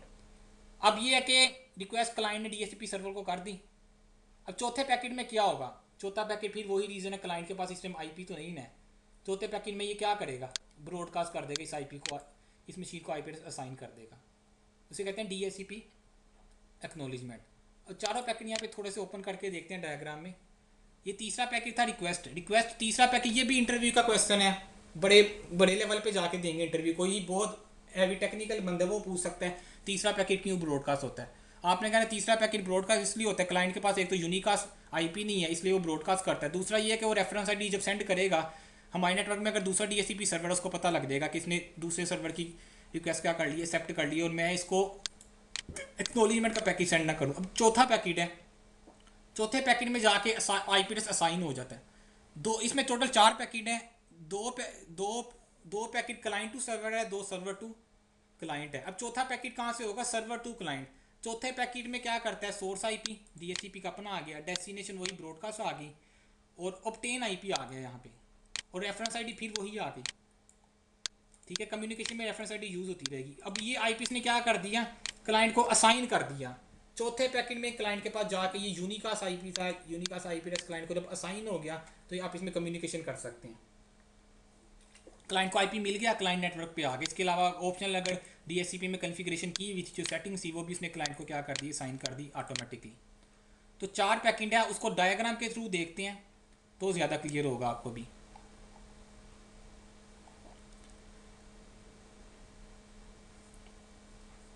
अब ये देखते हैं how DHCP lease is produce, कि डीएचसीपी आईपी एड्रेस किस तरह क्लाइंट को असाइन करता है। ये बिल्कुल जो 4 पैकेट मैंने एग्जैक्ट बताए हैं, पेंट पे भी जो भी डायग्राम बना के बताई है एग्जैक्ट उसी तरह यहाँ पे क्या होगा। ये पहला पैकेट देख रहे हैं, हमारे नेटवर्क में 2 डीएचसीपी पड़े हुए हैं, डीएचसीपी सर्वर 1 है, डीएचसीपी सर्वर 2 है, और एक हमारी तरफ यहाँ पे क्या आ रहा है, डीएचसीपी क्लाइंट है। देखें ये बार सी आ रही है यहाँ पे ऊपर, ये ठीक है, ये स्मोकिंग करने लगा, पे सिगरेट टाइप बना हुआ है। ठीक है, ये पैकेट समझ लो ये क्या करेगा, सेंड करेगा नेटवर्क पे। तो मैंने कहा था ब्रॉडकास्ट करेगा, क्यों, रीज़न पता है आपको, क्लाइंट ने डीएचसीपी सर्वर को डिस्कवर करना है। ब्रॉडकास्ट एड्रेस की ये देखिए सारे नेटवर्क पे हमारी ब्रॉडकास्ट जा रही है इस टाइम, जितनी मशीन थी सब पे रिक्वेस्ट गई। पैकेट 1 क्या है, डीएचसीपी क्लाइंट ब्रॉडकास्ट है डीएचसीपी डिस्कवर पैकेट। पहला पैकेट ब्रॉडकास्ट हो गया, दोनों डीएचसीपी सर्वर तक पहुंचा, दोनों ने लिसन किया। क्यों किया, दोनों पे डीएचसीपी की पोर्ट लिसनिंग इनेबल थी। अब आगे से क्या होता है, दोनों क्या करेंगे, ऑफर करेंगे, दोनों ऑफर करेंगे, ये भी ब्रॉडकास्ट करेंगे। सब तक रिक्वेस्ट गई, इस मशीन तक पहुंच गई, ठीक है, क्लाइंट तक, बाकी उन्हें डिस्कार्ड कर दिया क्योंकि ये ऑलरेडी नेटवर्क पे थी, हुई कम्युनिकेशन कर रही थी। क्लाइंट तक पहुंच गई, 2 पैकेट हमारे हो गए ब्रॉडकास्ट। तीसरा पैकेट जो रिक्वेस्ट का है वो भी हमारा क्या होगा, मैंने बताया था ब्रॉडकास्ट की फॉर्म में। अब देखें ये तीसरे पैकेट में भी रिक्वेस्ट क्या गई है, दोनों डीएचसीपी सर्वर तक चली गई है। ठीक है, दोनों तक चली गई है रिक्वेस्ट, लेकिन बीच में से रिस्पॉन्स देखना भी, चौथा पैकेट जो है वो डीएचसीपी 1 करेगा या 2 करेगा। ठीक है, क्यों करेगा, जब तीसरे पैकेट पे एक डीएचसीपी सर्वर के पास रेफरेंस आईडी आ गई, उसको पता यार दूसरे ये इसका कॉन्टैक्ट किसी दूसरे डीएचसीपी सर्वर के साथ है, तो अभी देखना जो चौथा पैकेट है वो एक ही डीएचसीपी सर्वर सेंड करता है, यानी कि आईपी असाइन एक ही डीएचसीपी कर रहा है, जो हमारे केस में डीएचसीपी 1 है। देखो डीएचसीपी 1 ने ब्रॉडकास्ट की, क्लाइंट को क्या मिल गया, आईपी एड्रेस मिल गया। थोड़ा सा अगली नेट डायग्राम से देखते हैं, इससे शायद और ज़्यादा क्लियर हो जाए आपको। हाँ जी, ये एक स्टेप बैक करना,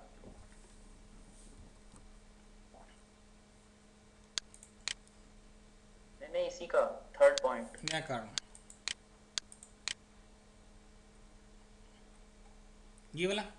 अभी ये तो रिक्वेस्ट पैकेट है ना, रिक्वेस्ट पैकेट है बिल्कुल, दोनों डीएचसीपी सर्वर पे रिक्वेस्ट गया। पैकेट के बाद जो एक्नॉलेजमेंट का पैकेट है हम्म, वो भी तो ब्रॉडकास्ट हो रहा है। बिल्कुल, मैंने वही तो बताया मैंने वही तो होगा। बताया, आखिरी पैकेट भी ब्रॉडकास्ट होगा। क्यों, तीसरे पैकेट में जब क्लाइंट ने आईपी सेंड किया है, ये रिक्वेस्ट पैकेट सेंड किया, क्लाइंट के पास यूनिकास्ट आईपी था नहीं था, तो डीएचसीपी ब्रॉडकास्ट ही करेगा ना। यूनिकास्ट आईपी होता तो यूनिकास्ट करता ना। क्या है, बाकी जो 2 क्लाइंट हैं वो मतलब देख सकते हैं कि तीसरे क्लाइंट का क्या वो है आईपी एड्रेस। बिल्कुल, वहाँ पे जाके आप कैप्चर कर सकते हो, वहाँ पे भी ब्रॉडकास्ट आएगी, वहाँ पे ये वाली क्लाइंट्स में से देख सकते हैं ना दोनों क्लाइंट्स के। बाकी हाँ वहाँ पे जाके आप कैप्चर करेंगे ना, डाटा कैप्चर करेंगे तो ये ब्रॉडकास्ट आपके पास आएगी। आप ये पैकेट कैप्चर कर सकते हैं कि एक मशीन है जिसका होस्ट नेम ये और उसको ये आईपी एड्रेस असाइन हुआ है, बिल्कुल पकड़ के देख सकते हैं हम। तो नेटवर्क के अंदर ये बात याद रखना यार, नेटवर्क के अंदर आप लैन पे बैठे हुए हैं, लैन पे पड़ी हुई मशीन का आईपी एड्रेस पता लगाना कोई इसको कि सिक्योरिटी थ्रेट नहीं कह सकते। अगर आप मशीन के लैन पे हैं तो आप आईपी एड्रेस आर चल रहा होता है, आर ब्रॉडकास्ट हो रहा होता है, आपको आईडियो आर टेबल आप अपने सिस्टम पे जाके यार पिंग कर दो। लाइक आपके नेटवर्क पे मशीन लगी हुई है, ये क्लास सी लगी हुई है, आप पिंग करो 10.192.168.1.255 तो पूरे नेटवर्क में क्या रहेगी ब्रॉडकास्ट, जब पूरे नेटवर्क पे ब्रॉडकास्ट रहेगी सारी की सारी मशीन आके मशीन को रिस्पॉन्स करेगी, वो आर टेबल में आ रहेगी। आर टेबल में जाके आप एंट्रीज देख लो, तो उसमें कोई बड़ी बात नहीं है कि आपका लैन पे पड़ी हुई मशीन का आईपी पता लगाना। आर टेबल में आपके पास आ रहेगा यार इस मशीन का ये मैक है, इसका ये आईपी है। तो अभी ये तो बहुत ही गंदा तरीका होगा, वायर शेक लगा के पैकेट कैप्चर कर रहे हैं, थोड़ा सा टेक्निकल उसको आपका पता होगा। वो आर टेबल से एक ही पिंग भेजता है, वो ब्रॉडकास्ट भेज देता है बंदा पूरे नेटवर्क में पिंग करके, तो सारी मशीन रिस्पॉन्स करेगी। एआरपी टेबल की बात कर रहे हैं इसकी ए आर पी नहीं, आर टेबल टेक्निकली पढ़ते हैं इसको। आर टेबल में एंट्रीज आ जाएगी, वहाँ से आपको आईपी सब कुछ मिल जाता है। ठीक है, तो चौथा पैकेट भी ब्रॉडकास्ट होगा। मैंने पहले बताया डीएससीपी के चारों पैकेट ब्रॉडकास्ट हैं। ठीक हो गया। अभी एक और डायग्राम आगे है, उसके थ्रू आपको और ज़्यादा क्लियर होगा। इसके थ्रू देखो यहाँ पे सेंटर में क्लाइंट आ रहा है, जो लाइन आ रही है इनिशियल मैसेज फ्लो पढ़ रहे हैं अभी हम। ठीक है, यूनिकास्ट भी करता है डीएससीपी, वो कब करता है अगली क्लास में देखेंगे। मुझे था कि आज हम लैब भी कर लेंगे, ठीक है, डीएससीपी की काफ़ी से, लेकिन पॉसिबल नहीं हुआ। तो ये क्लाइंट है, सर्वर ए है, सर्वर बी है। तो क्लाइंट ने दोनों को क्या किया, डिस्कवर पैकेट सेंड किया, ब्रॉडकास्ट हुई, दोनों सर्वर तक क्या पहुंची request. Client attempt to discover available DSCP server, जितने डीएससीपी सर्वर अवेलेबल है क्लाइंट क्या कर रहा है, डिस्कवर कर रहा है। तो जब दोनों तक रिक्वेस्ट पहुंची तो दोनों क्या करेंगे, रिस्पॉन्स करेंगे। दोनों ने आईपी ऑफर कर दिया। अब क्या क्वेश्चन, क्लाइंट किसी एक ही ऑफर को क्या करेगा, एक्सेप्ट करेगा। अब ये भी मैं आगे जाकर लैब में बताऊंगा, अगर हमारे नेटवर्क में 2 डीएससीपी सर्वर चल रहे हैं तो मैं डिले लगा सकता हूँ कि एक डीएससीपी सर्वर पे जब रिक्वेस्ट आए ना, वो भी 5 सेकंड बाद रिस्पॉन्स करे। ठीक है, तो जाहिर सी बात है जो 5 सेकंड बाद रिस्पॉन्स करेगा वो ऑटोमेटिक वो हमारा फेल ओवर के तौर पे चल रहा है बैकएंड पे। इन केस प्राइमरी डाउन होगा तो वो आईपी एड्रेस दे सकता है, क्योंकि जब दोनों की रिक्वेस्ट पहुंचेगी, एक 5 सेकंड बाद रिस्पॉन्स कर रहा है, एक उसी टाइम रिस्पॉन्स कर रहा है, तो जो उसी टाइम रिस्पॉन्स करेगा क्लाइंट, उसकी ऑफर क्लाइंट के पास पहले आ जाएगी, क्लाइंट उसको एक्सेप्ट कर लेगा। तो टाइमर भी मैं दिखाऊंगा लैब के अंदर। तो सर्वर रिप्लाई विद ऑफर, आगे क्या कहते हैं, client collect offer, offer collect करता है and decide which offer to accept. जो पहले आ जाएगी क्लाइंट उसको एक्सेप्ट कर लेगा, ये अंडरस्टूड सी बात है। तो अब क्या होगा, क्लाइंट दोबारा से क्या करेगा, दोनों को रिक्वेस्ट सेंड कर देगा। रिक्वेस्ट तो दोनों तक गई ना, लेकिन क्या हुआ, रिप्लाई एक करेगा, क्यों, रेफरेंस आईडी लग के गई है रिक्वेस्ट पैकेट के अंदर। तो देखना रिप्लाई एक पैकेट का है, जिसे डीएससीपी एक्नॉलेजमेंट कहते हैं, चौथा पैकेट। एक पैकेट ने जब एक्नॉलेजमेंट की, एक्नॉलेजमेंट के अंदर क्या होता है, आईपी परमानेंटली लीज के ऊपर असाइन हो जाता है। लीज को नेक्स्ट लेक्चर में देखेंगे लीज टाइम क्या है। ऐसा नहीं होता कि डीएससीपी सर्वर ने क्लाइंट को आईपी एड्रेस असाइन कर लिया, वो हमेशा के लिए ज़िंदगी भर के लिए असाइन कर लिया। ठीक है, उसको देखेंगे वो क्या ड्यूरेशन होता है, कितने टाइम के लिए डीएससीपी आईपी असाइन करता है, वापस कब लेता है। अगर हमारे डीएससीपी में हमने कोई चेंजेस किया, वो चेंजेस कब रिफ्लेक्ट होंगे क्लाइंट के ऊपर।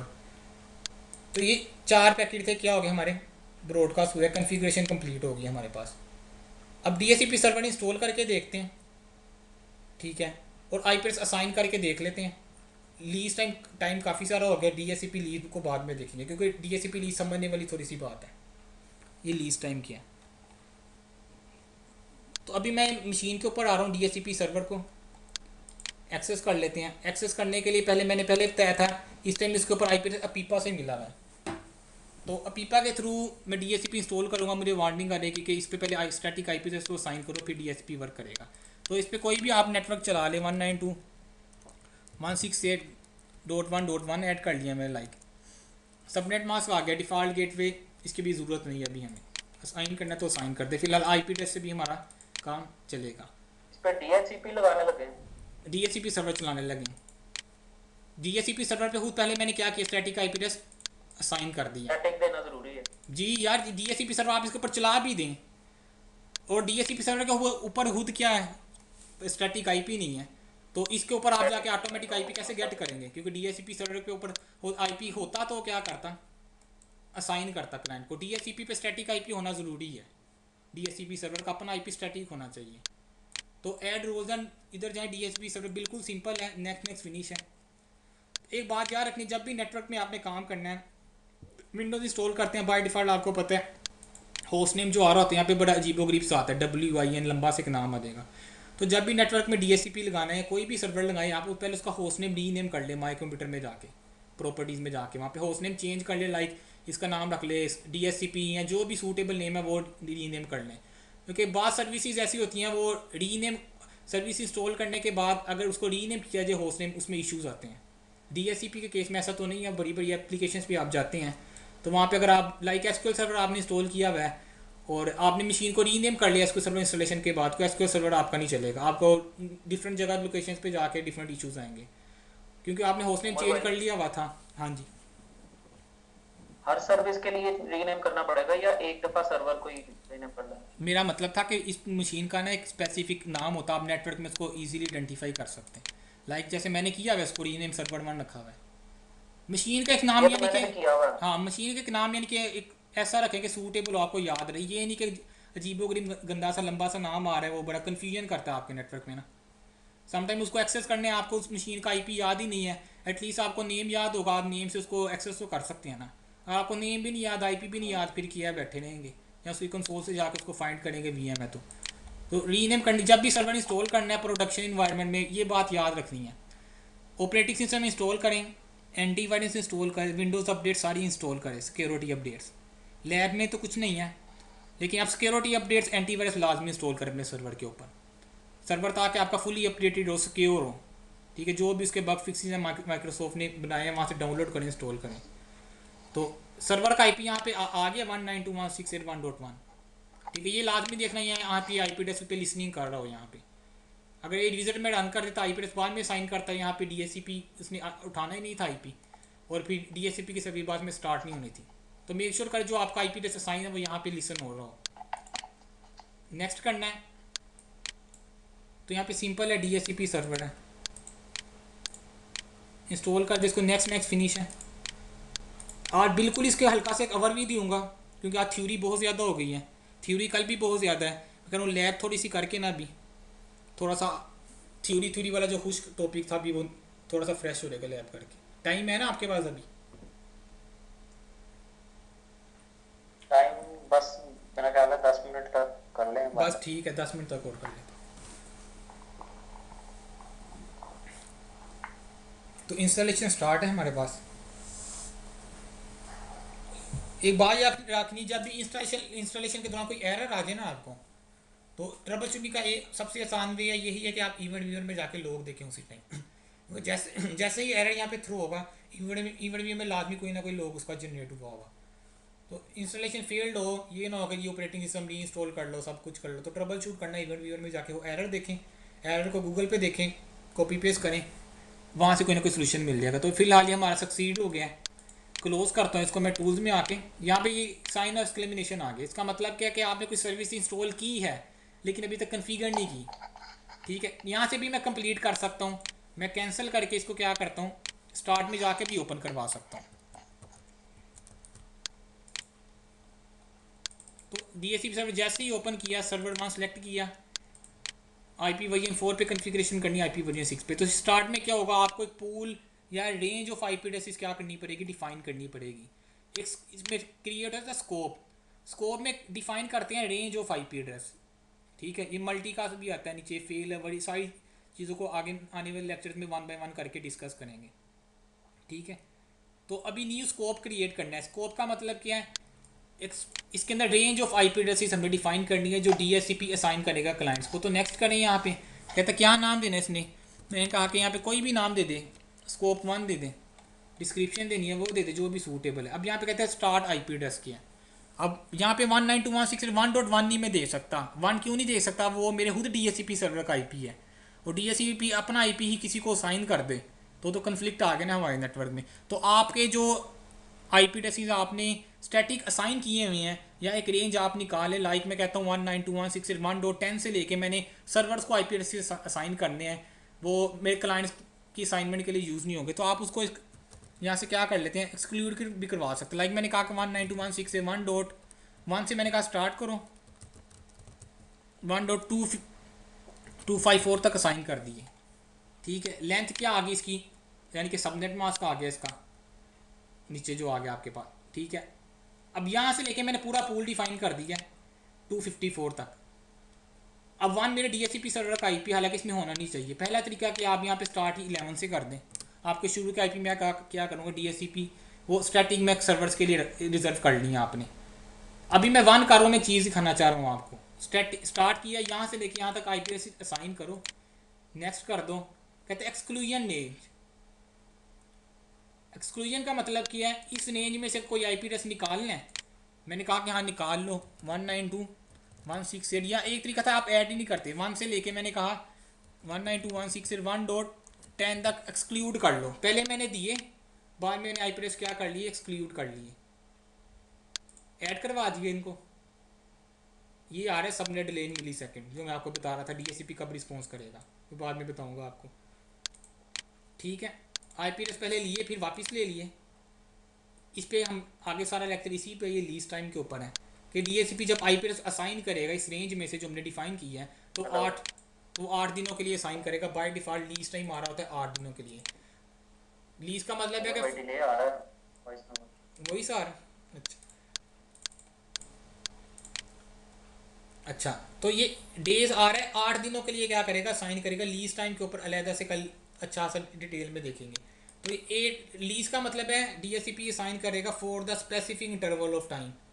लीज स्पेसिफिक टाइम के लिए, किसी स्पेसिफिक रेंज ऑफ टाइम, किसी इंटरवल के, यानी कि 8 दिन के लिए DHCP का क्या करे, IP एड्रेस असाइन कर रहा है। ये वो टाइम है जिसके लिए क्लाइंट IP एड्रेस मैक्सिमम अपने पास रख सकता है, यानी कि 8 दिन के बाद क्या करेगा क्लाइंट DHCP IP क्या करेगा, लीज अपना रिलीज़ कर देगा। ज़रूरी नहीं है रिलीज़ करेगा या नहीं करेगा, कब तक करेगा। IP अगर रिलीज़ करता है नया मिलेगा या पुराना ही मिलेगा उसको IP, वो अगले क्लास में देखेंगे लीज़ के ऊपर। फिलहाल ये 8 दिन के लिए साइन कर रहा है।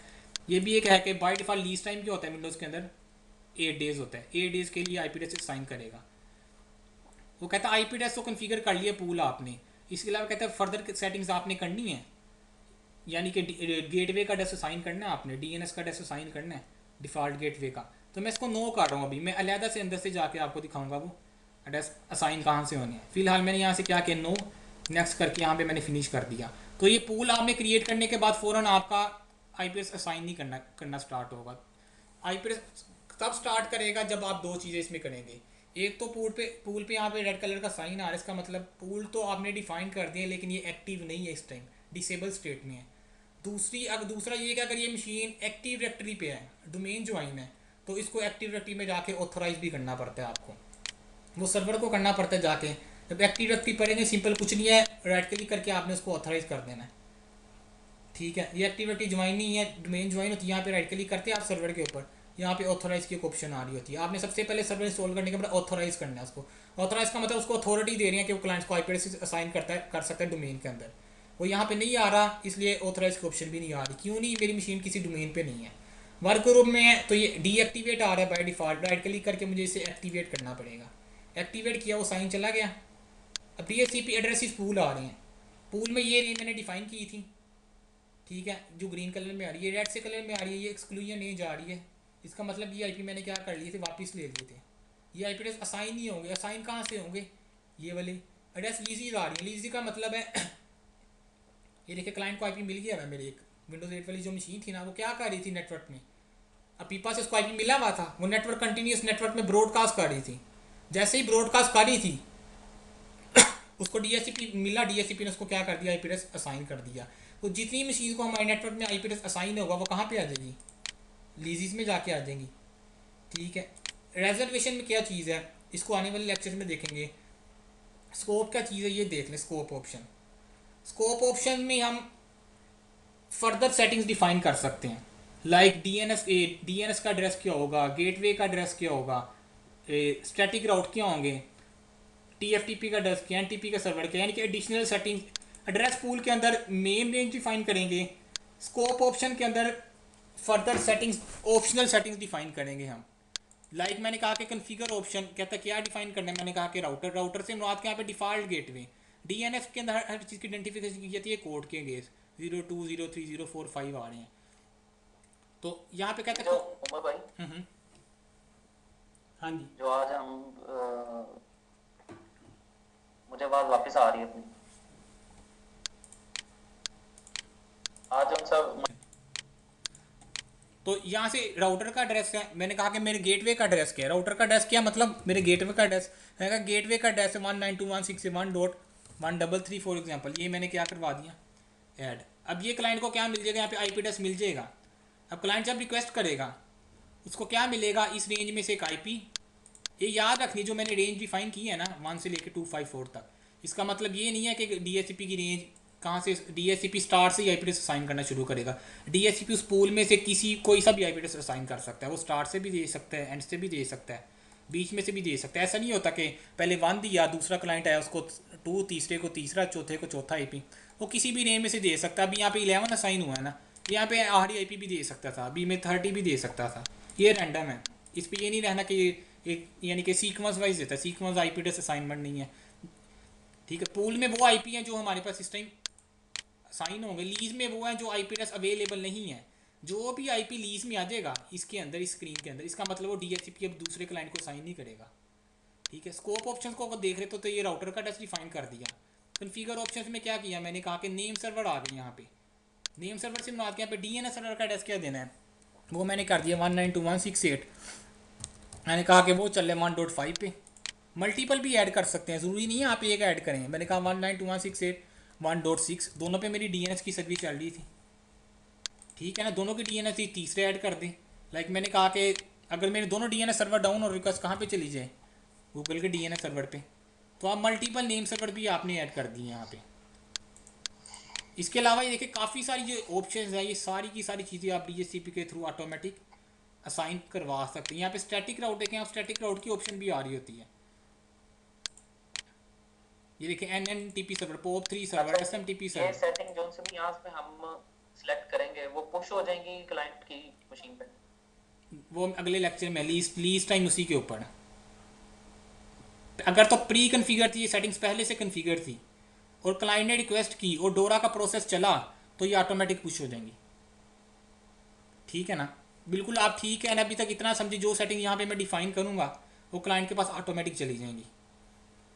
फॉर एग्जाम्पल एक क्लाइंट ने रिक्वेस्ट की, आपने राउटर और नेम सर्वर, इस वक्त जैसे आपने राउटर का डिफाइन किया 133 पे बैठा हुआ, तो क्लाइंट को ऑटोमेटिकली पता लग जाएगा कि 133 पे राउटर नहीं है। तब पता लगेगा। डिमांड अभी रेट पे हाँ, ये समझ लो ये बात। लीज अभी इस क्लाइंट को आईपी मिल गया का है, प्रोसेस होगा। हाँ, इस आईपी ने तो डोरा का प्रोसेस कर लिया है ना। जब इसने डोरा का प्रोसेस नहीं किया पता था, लगेगा। हाँ, जब इसने डोरा का प्रोसेस किया तो उस टाइम तो डीएचसीपी के ऊपर राउटर उसका एड्रेस असाइन नहीं ना था, ऐसे ही है ना। Exactly. तो उसको इस टाइम गेटवे का एड्रेस नहीं मिला होगा, डीएनएस का एड्रेस। लेकिन अगर कोई नया क्लाइंट आएगा और सर्वर के ऊपर सेटिंग कॉन्फ़िगर कर दी हुई थी, तो अब उसको मिल जाएगा। अब इस क्लाइंट को कैसे मिलेगा, ये नेक्स्ट लेक्चर में मिलेंगे। हमने सर्वर पे सेटिंग चेंज की, तो डीएनएस सर्वर के ऊपर कोई ऐसा मैकेनिज्म नहीं है, डीएचसीपी सर्वर के ऊपर ऐसा कोई मैकेनिज्म नहीं है कि मैं चेंजेस करूँ वो ऑटोमेटिक क्लाइंट के ऊपर रिफ्लेक्ट हो। वो चेंजेस कैसे रिफ्लेक्ट होंगी वही हमने नेक्स्ट लेक्चर में देखनी है। डिलीट करके दोबारा कर दें। क्या नहीं, आप डिलीट कर देंगे, सबसे बड़ा डिसएडवांटेज। आपने ये दिया यहाँ से आईपी क्या कर दिया, डिलीट कर दिया। यहाँ से डिलीट करने का मतलब ये नहीं है वो क्लाइंट आईपी ने, वो आईपी क्लाइंट ने रिलीज कर दिया, दोबारा रेजोल्यूशन हो जाएगी। सर यहाँ पे आईपी आप डिलीट करेंगे, वो तो डीएचसीपी को आपने कहा ये आईपी फ्री है, लेकिन क्लाइंट के ऊपर तो आईपी मिला हुआ है। ये तो और सबसे बड़ा ड्रॉबैक। इसके बाद डीएचसीपी सर्वर को किसी और मशीन ने रिक्वेस्ट की, डीएचसीपी समझा ये आईपी फ्री है, ठीक है, क्योंकि लीजी से आपने डिलीट कर दिया था, डीएचसीपी ने उसको भी आईपी एड्रेस असाइन कर दिया। अब कन्फ्लिक्ट आ जाएगा, क्योंकि आप डीएचसीपी को उसका काम करने दें। आपने को जब तक कंफर्म नहीं है आईपी किसी मशीन पे नहीं मिले, आप क्लाइंट यहाँ दोबारा रिक्वेस्ट नहीं करेगा अगर यहाँ सर नहीं करेगा। यहाँ से डिलीट करने का मतलब है आप डीएचसीपी को ये बता रहे हैं आईपी फ्री है, हालांकि वो आईपी असाइन था। यहाँ पे डिलीट करने से डीएचसीपी आईपी रिलीज़ नहीं करेगा, रिलीज़ मैनुअली क्लाइंट के ऊपर जाके करवाना पड़ेगा। आप प्लान का डिसेबल कर दें, आईपी कॉन्फिग स्लैश रिलीज़ करें, तब वो रिलीज़ करेगा। अगर यहाँ से डिलीट कर देंगे, डीएचसीपी समझेगा 1.11 फ्री पड़ा हुआ है, अगला क्लाइंट आएगा डीएचसीपी उसको भी असाइन कर देगा। सर अब कन्फ्लिक्ट आ गया। अभी डीएचसीपी ने नहीं कन्फ्लिक्ट क्रिएट किया, आपने किया, क्योंकि डीएचसीपी तो कह रहा था मैंने ये साइन किया हुआ है, आपने कहा नहीं साइन किया हुआ, तुमने डिलीट कर दिया मैंने। अब अगले क्लाइंट को डीएचसीपी यही साइन करेगा, तो कन्फ्लिक्ट आएगा आपके पास। तो स्कोप ऑप्शन में है, यहाँ पे दो चीज़ें डिफाइन कर दी आपने। इसी तरह फर्दर अपने तौर पे स्टडी करें, यहाँ पे जाके और देखें स्टैटिक राउट की ऑप्शन आ रही होगी आपके पास। क्लासलेस स्टैटिक राउट ये आ रहे हैं आपके पास, ठीक है। इसका और भी काफ़ी सारी चीज़ें हैं आपके पास जो असाइन कर सकते हैं। फिलहाल इन्हीं को कंसंट्रेट करें। तो मैं क्लाइंट पे जाता हूँ, देखते हैं वहाँ पे क्या स्टेटस है। तो DHCP के क्लाइंट पे आया मैं, इसकी TCP IP सेटिंग्स में मैं जाता हूँ।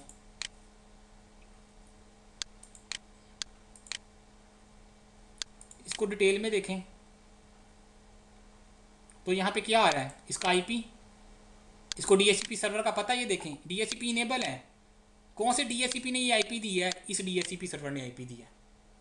तो क्लाइंट को DHCP सर्वर का पता होता है। ये बात याद रखनी है, अगले लेक्चर में मैंने इसी को पकड़ के आगे बात करनी है स्टार्ट। ये क्लाइंट को DHCP सर्वर का पता होता है। अब देखिए मैंने गेटवे तो मैंने बाद में डिफाइन की है, गेटवे नहीं आया यहाँ पे। DNS का एड्रेस मैंने बाद में डिफाइन किया, नहीं आया।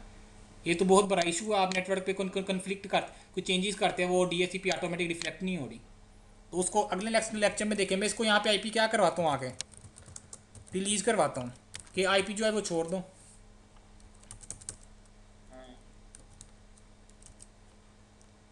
IP एड्रेस रिलीज़ हो गया। रिलीज़ होने के बाद क्या करें, मैं सर्वर में आया, रिलीज में आके क्या करें, रिफ्रेश करें, देखें IP वहाँ से निकल गया था। ऐसे ही है सर, वो IP निकल गया। ये मेरी फिजिकल मशीन है, ये फिजिकल मशीन को IP एड्रेस से साइन कर दिया इसने, क्योंकि ये किसके साथ कनेक्ट है, 1.12 फिजिकल मशीन के साथ कनेक्ट है ना। ये देखो यहाँ पे आ रहा है इंटरनल, ये इस पर साइन हो गया होगा। यहाँ पे देखो गेटवे भी आ गया, क्यों, वहाँ पे मैंने कन्फिगर किया हुआ था। ये उसका आ रहा है जो PC मेरा था क्लाइंट 1, वो तो यहाँ से रिमूव हो गया, ठीक है। अब वो IP DHCP के पास अवेलेबल में आ गया, क्यों, वो तो IP वहाँ से डिलीज़ किया। रिलीज़ करने पर अगले लेक्चर में बताऊंगा ए पैकेट DHCP सर्वर को सेंड किया जाता है। जब मैंने IP_config/release की कमांड दी ना यहाँ पे, तो क्लाइंट ने खुद ही DHCP सर्वर को जाकर इन्फॉर्म किया मैं IP रिलीज़ कर रहा हूँ। जब रिलीज़ किया इसका मतलब DHCP को पता लग गया IP फ्री हो गया, अब मैं किसी दूसरी मशीन को साइन कर सकता हूँ। अब मैं इसको जैसे ही रीन्यू करूँगा, ये दोबारा DHCP को उसने रिक्वेस्ट की। अब वहाँ पे DNS का और गेटवे का एड्रेस क्या किया हुआ था, कन्फिगर किया हुआ था मैंने। तो अब यहाँ पे वो भी क्लाइंट को साइन होगा ऑटोमेटिक। डिटेल में गया मैं, तो ये देखो, तो DNS का एड्रेस मैंने ऐड किया था। अच्छा ठीक है, एक मिनट, एक चीज़ बिल्कुल, एक चीज़ वहाँ पे गलत की है, नेम सर्वर नहीं आएगा वहाँ पे। इसको मैं डिलीट कर, इसका और पैरामीटर होता है, DNS सर्वर का अलग से आ रहा होता है, नेम सर्वर तो और चीज़ है, फिर DNS का होता है मेरा, ये आ रहा है DNS सर्वर, ठीक है, ये DNS आ रहा है, ठीक है। इसका क्या जो भी IP है 192.168.1.10, ये पहले चेक करता है उस सर्वर पे DNS की सर्विस चल रही है कि नहीं चल रही, ठीक है। अगर तो चल रही होगी ये ऐड करने देगा, अदरवाइज में वाले स्किप करके हम कहते हैं ऐड कर दो, तो ऐड कर देता है। यहाँ पे वो वैलिडेट कर इस IP पे DNS चल रहा है, ठीक है। वो बता रहा है कि DNS इस मशीन पे नहीं चला, आपने ऐड करवाना, मैंने कहा क्या कर दो, ठीक है। अब क्लाइंट पे आए, अभी DNS का ऑटोमेटिक यहाँ पे रिफ्लेक्ट चेंजेस नहीं आई। रिलीज़ करके मैं रीन्यू करूँगा, रिलीज़ किया मैंने, रीन्यू किया। अब यहाँ पे देखना आ गया DNS का एड्रेस, यहाँ पे DHCP का अपना IP भी आ रहा है। तो इसी चीज़ को आगे लेके चलेंगे कि अगर हम DHCP सर्वर पे कोई चेंजेस करते हैं, वो क्लाइंट पे रिफ्लेक्ट होने का मैकेनिज्म क्या है। यहाँ सर्वर उसको पुश करता है या क्लाइंट रिक्वेस्ट करता है, हमारे नेटवर्क में कोई मशीन लगी हुई थी, अचानक वो बंद होगी, DHCP वो IP फ्री करेगा कि नहीं करेगा अपने पास, अगर रखेगा तो कितनी देर के लिए रखेगा। अगर सर्वर में चेंजेस आई हैं, लाइक आपके गेटवे का एड्रेस क्या था 133, आपने नेटवर्क में नया राउटर लगाया है, उसका IP था 144, क्लाइंट की ट्रैफिक 133 से ही जा रही है, तो क्लाइंट को नया गेटवे का एड्रेस कब मिलेगा, ठीक है। तो ये चेंजेस कैसे रिफ्लेक्ट होंगी ये अगले लेक्चर्स में देखेंगे। सर्वर ऑप्शंस क्या, इसको भी देखेंगे, पॉलिसीज़ क्या, इसको भी देखेंगे, फिल्टर्स क्या, इसको देखेंगे कि स्पेसिफिक IP आपने डिनाई करवाना है, या आप चाहते हैं इसी मैक से रिक्वेस्ट आए तो उसको IP एड्रेस मिले। जी स्टैटिक राउट भी इसमें ही आ रहा था, ये इसमें आ रहा था ना एड्रेस, मैंने दिखाया नहीं इसमें, कहाँ गए, स्कोप ऑप्शन में गए आप, यहाँ पे कॉन्फ़िगर ऑप्शन, हाँ यहाँ पे आ नहीं रही थी ऑप्शन, यहाँ पे आ रही थी, देखी तो थी अभी,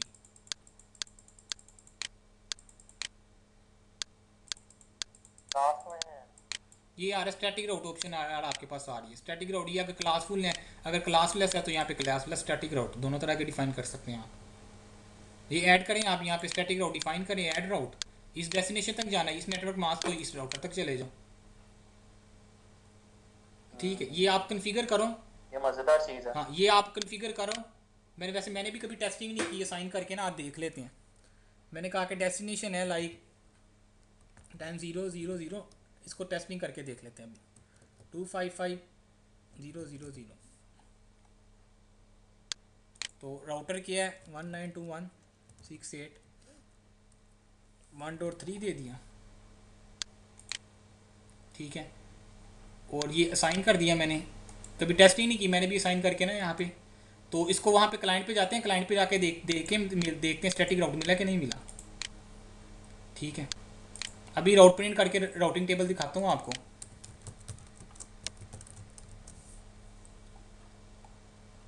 तो राउट प्रिंट में ये आ रहा है, डिफ़ॉल्ट राउट हमारे पास आ रहा है। ठीक है, ये देखिए ब्रॉडकास्ट एड्रेस समझ लगी है आपको। ठीक है, ये देखिए ये डेस्टिनेशन कहाँ पे जा रही है, डिफ़ॉल्ट राउट ये है। तो मेरे पे स्टैटिक राउट आना चाहिए 10.10 का। तो मैं वो कैसे आएगा, मैं DHCP रीन्यू करवाता हूँ कि रिलीज़ को रीन्यू करो। रीन्यू का मतलब है वहाँ जाओ चेंजेस लेकर, इसको अगले लेक्चर में डिटेल से ही देखना है हमने। चेंजेस ले आए तो राउट प्रिंट आप करके देखते हैं।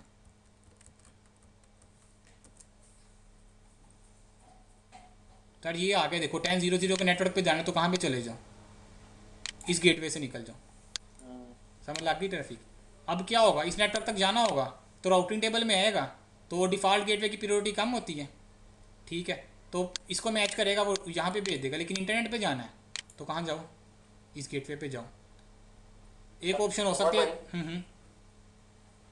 ये तो हमने सर्वर से पुश करवाई है ना सेटिंग। हाँ जी, क्लाइंट साइड पे हमने अगर मैनुअली करनी है ये डिफॉल्ट राउट की, डिफॉल्ट राउट कह रहा हूँ, स्टैटिक राउट की। हाँ बिल्कुल यार, उसकी कमांड है राउट, उसकी वही CMD में आके कमांड लिखे यहाँ पे राउट -P।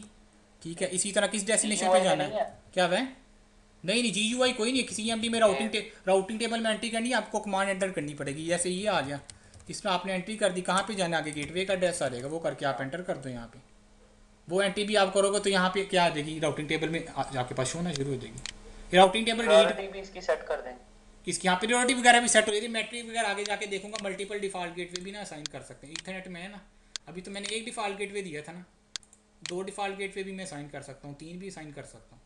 लेकिन यूज़ नहीं होते प्रैक्टिकल इन्वायरमेंट में। फेल ओवर का कोई इतना अच्छा फीचर नहीं है। वो ये होता है कि अगर एक गेटवे डाउन हो गया ना आपका, तो ट्रैफिक दूसरे गेटवे से निकल जाती है आपकी। फेल ओवर के नॉर्मली राउटर DHCP का भी मसला होगा। किसका?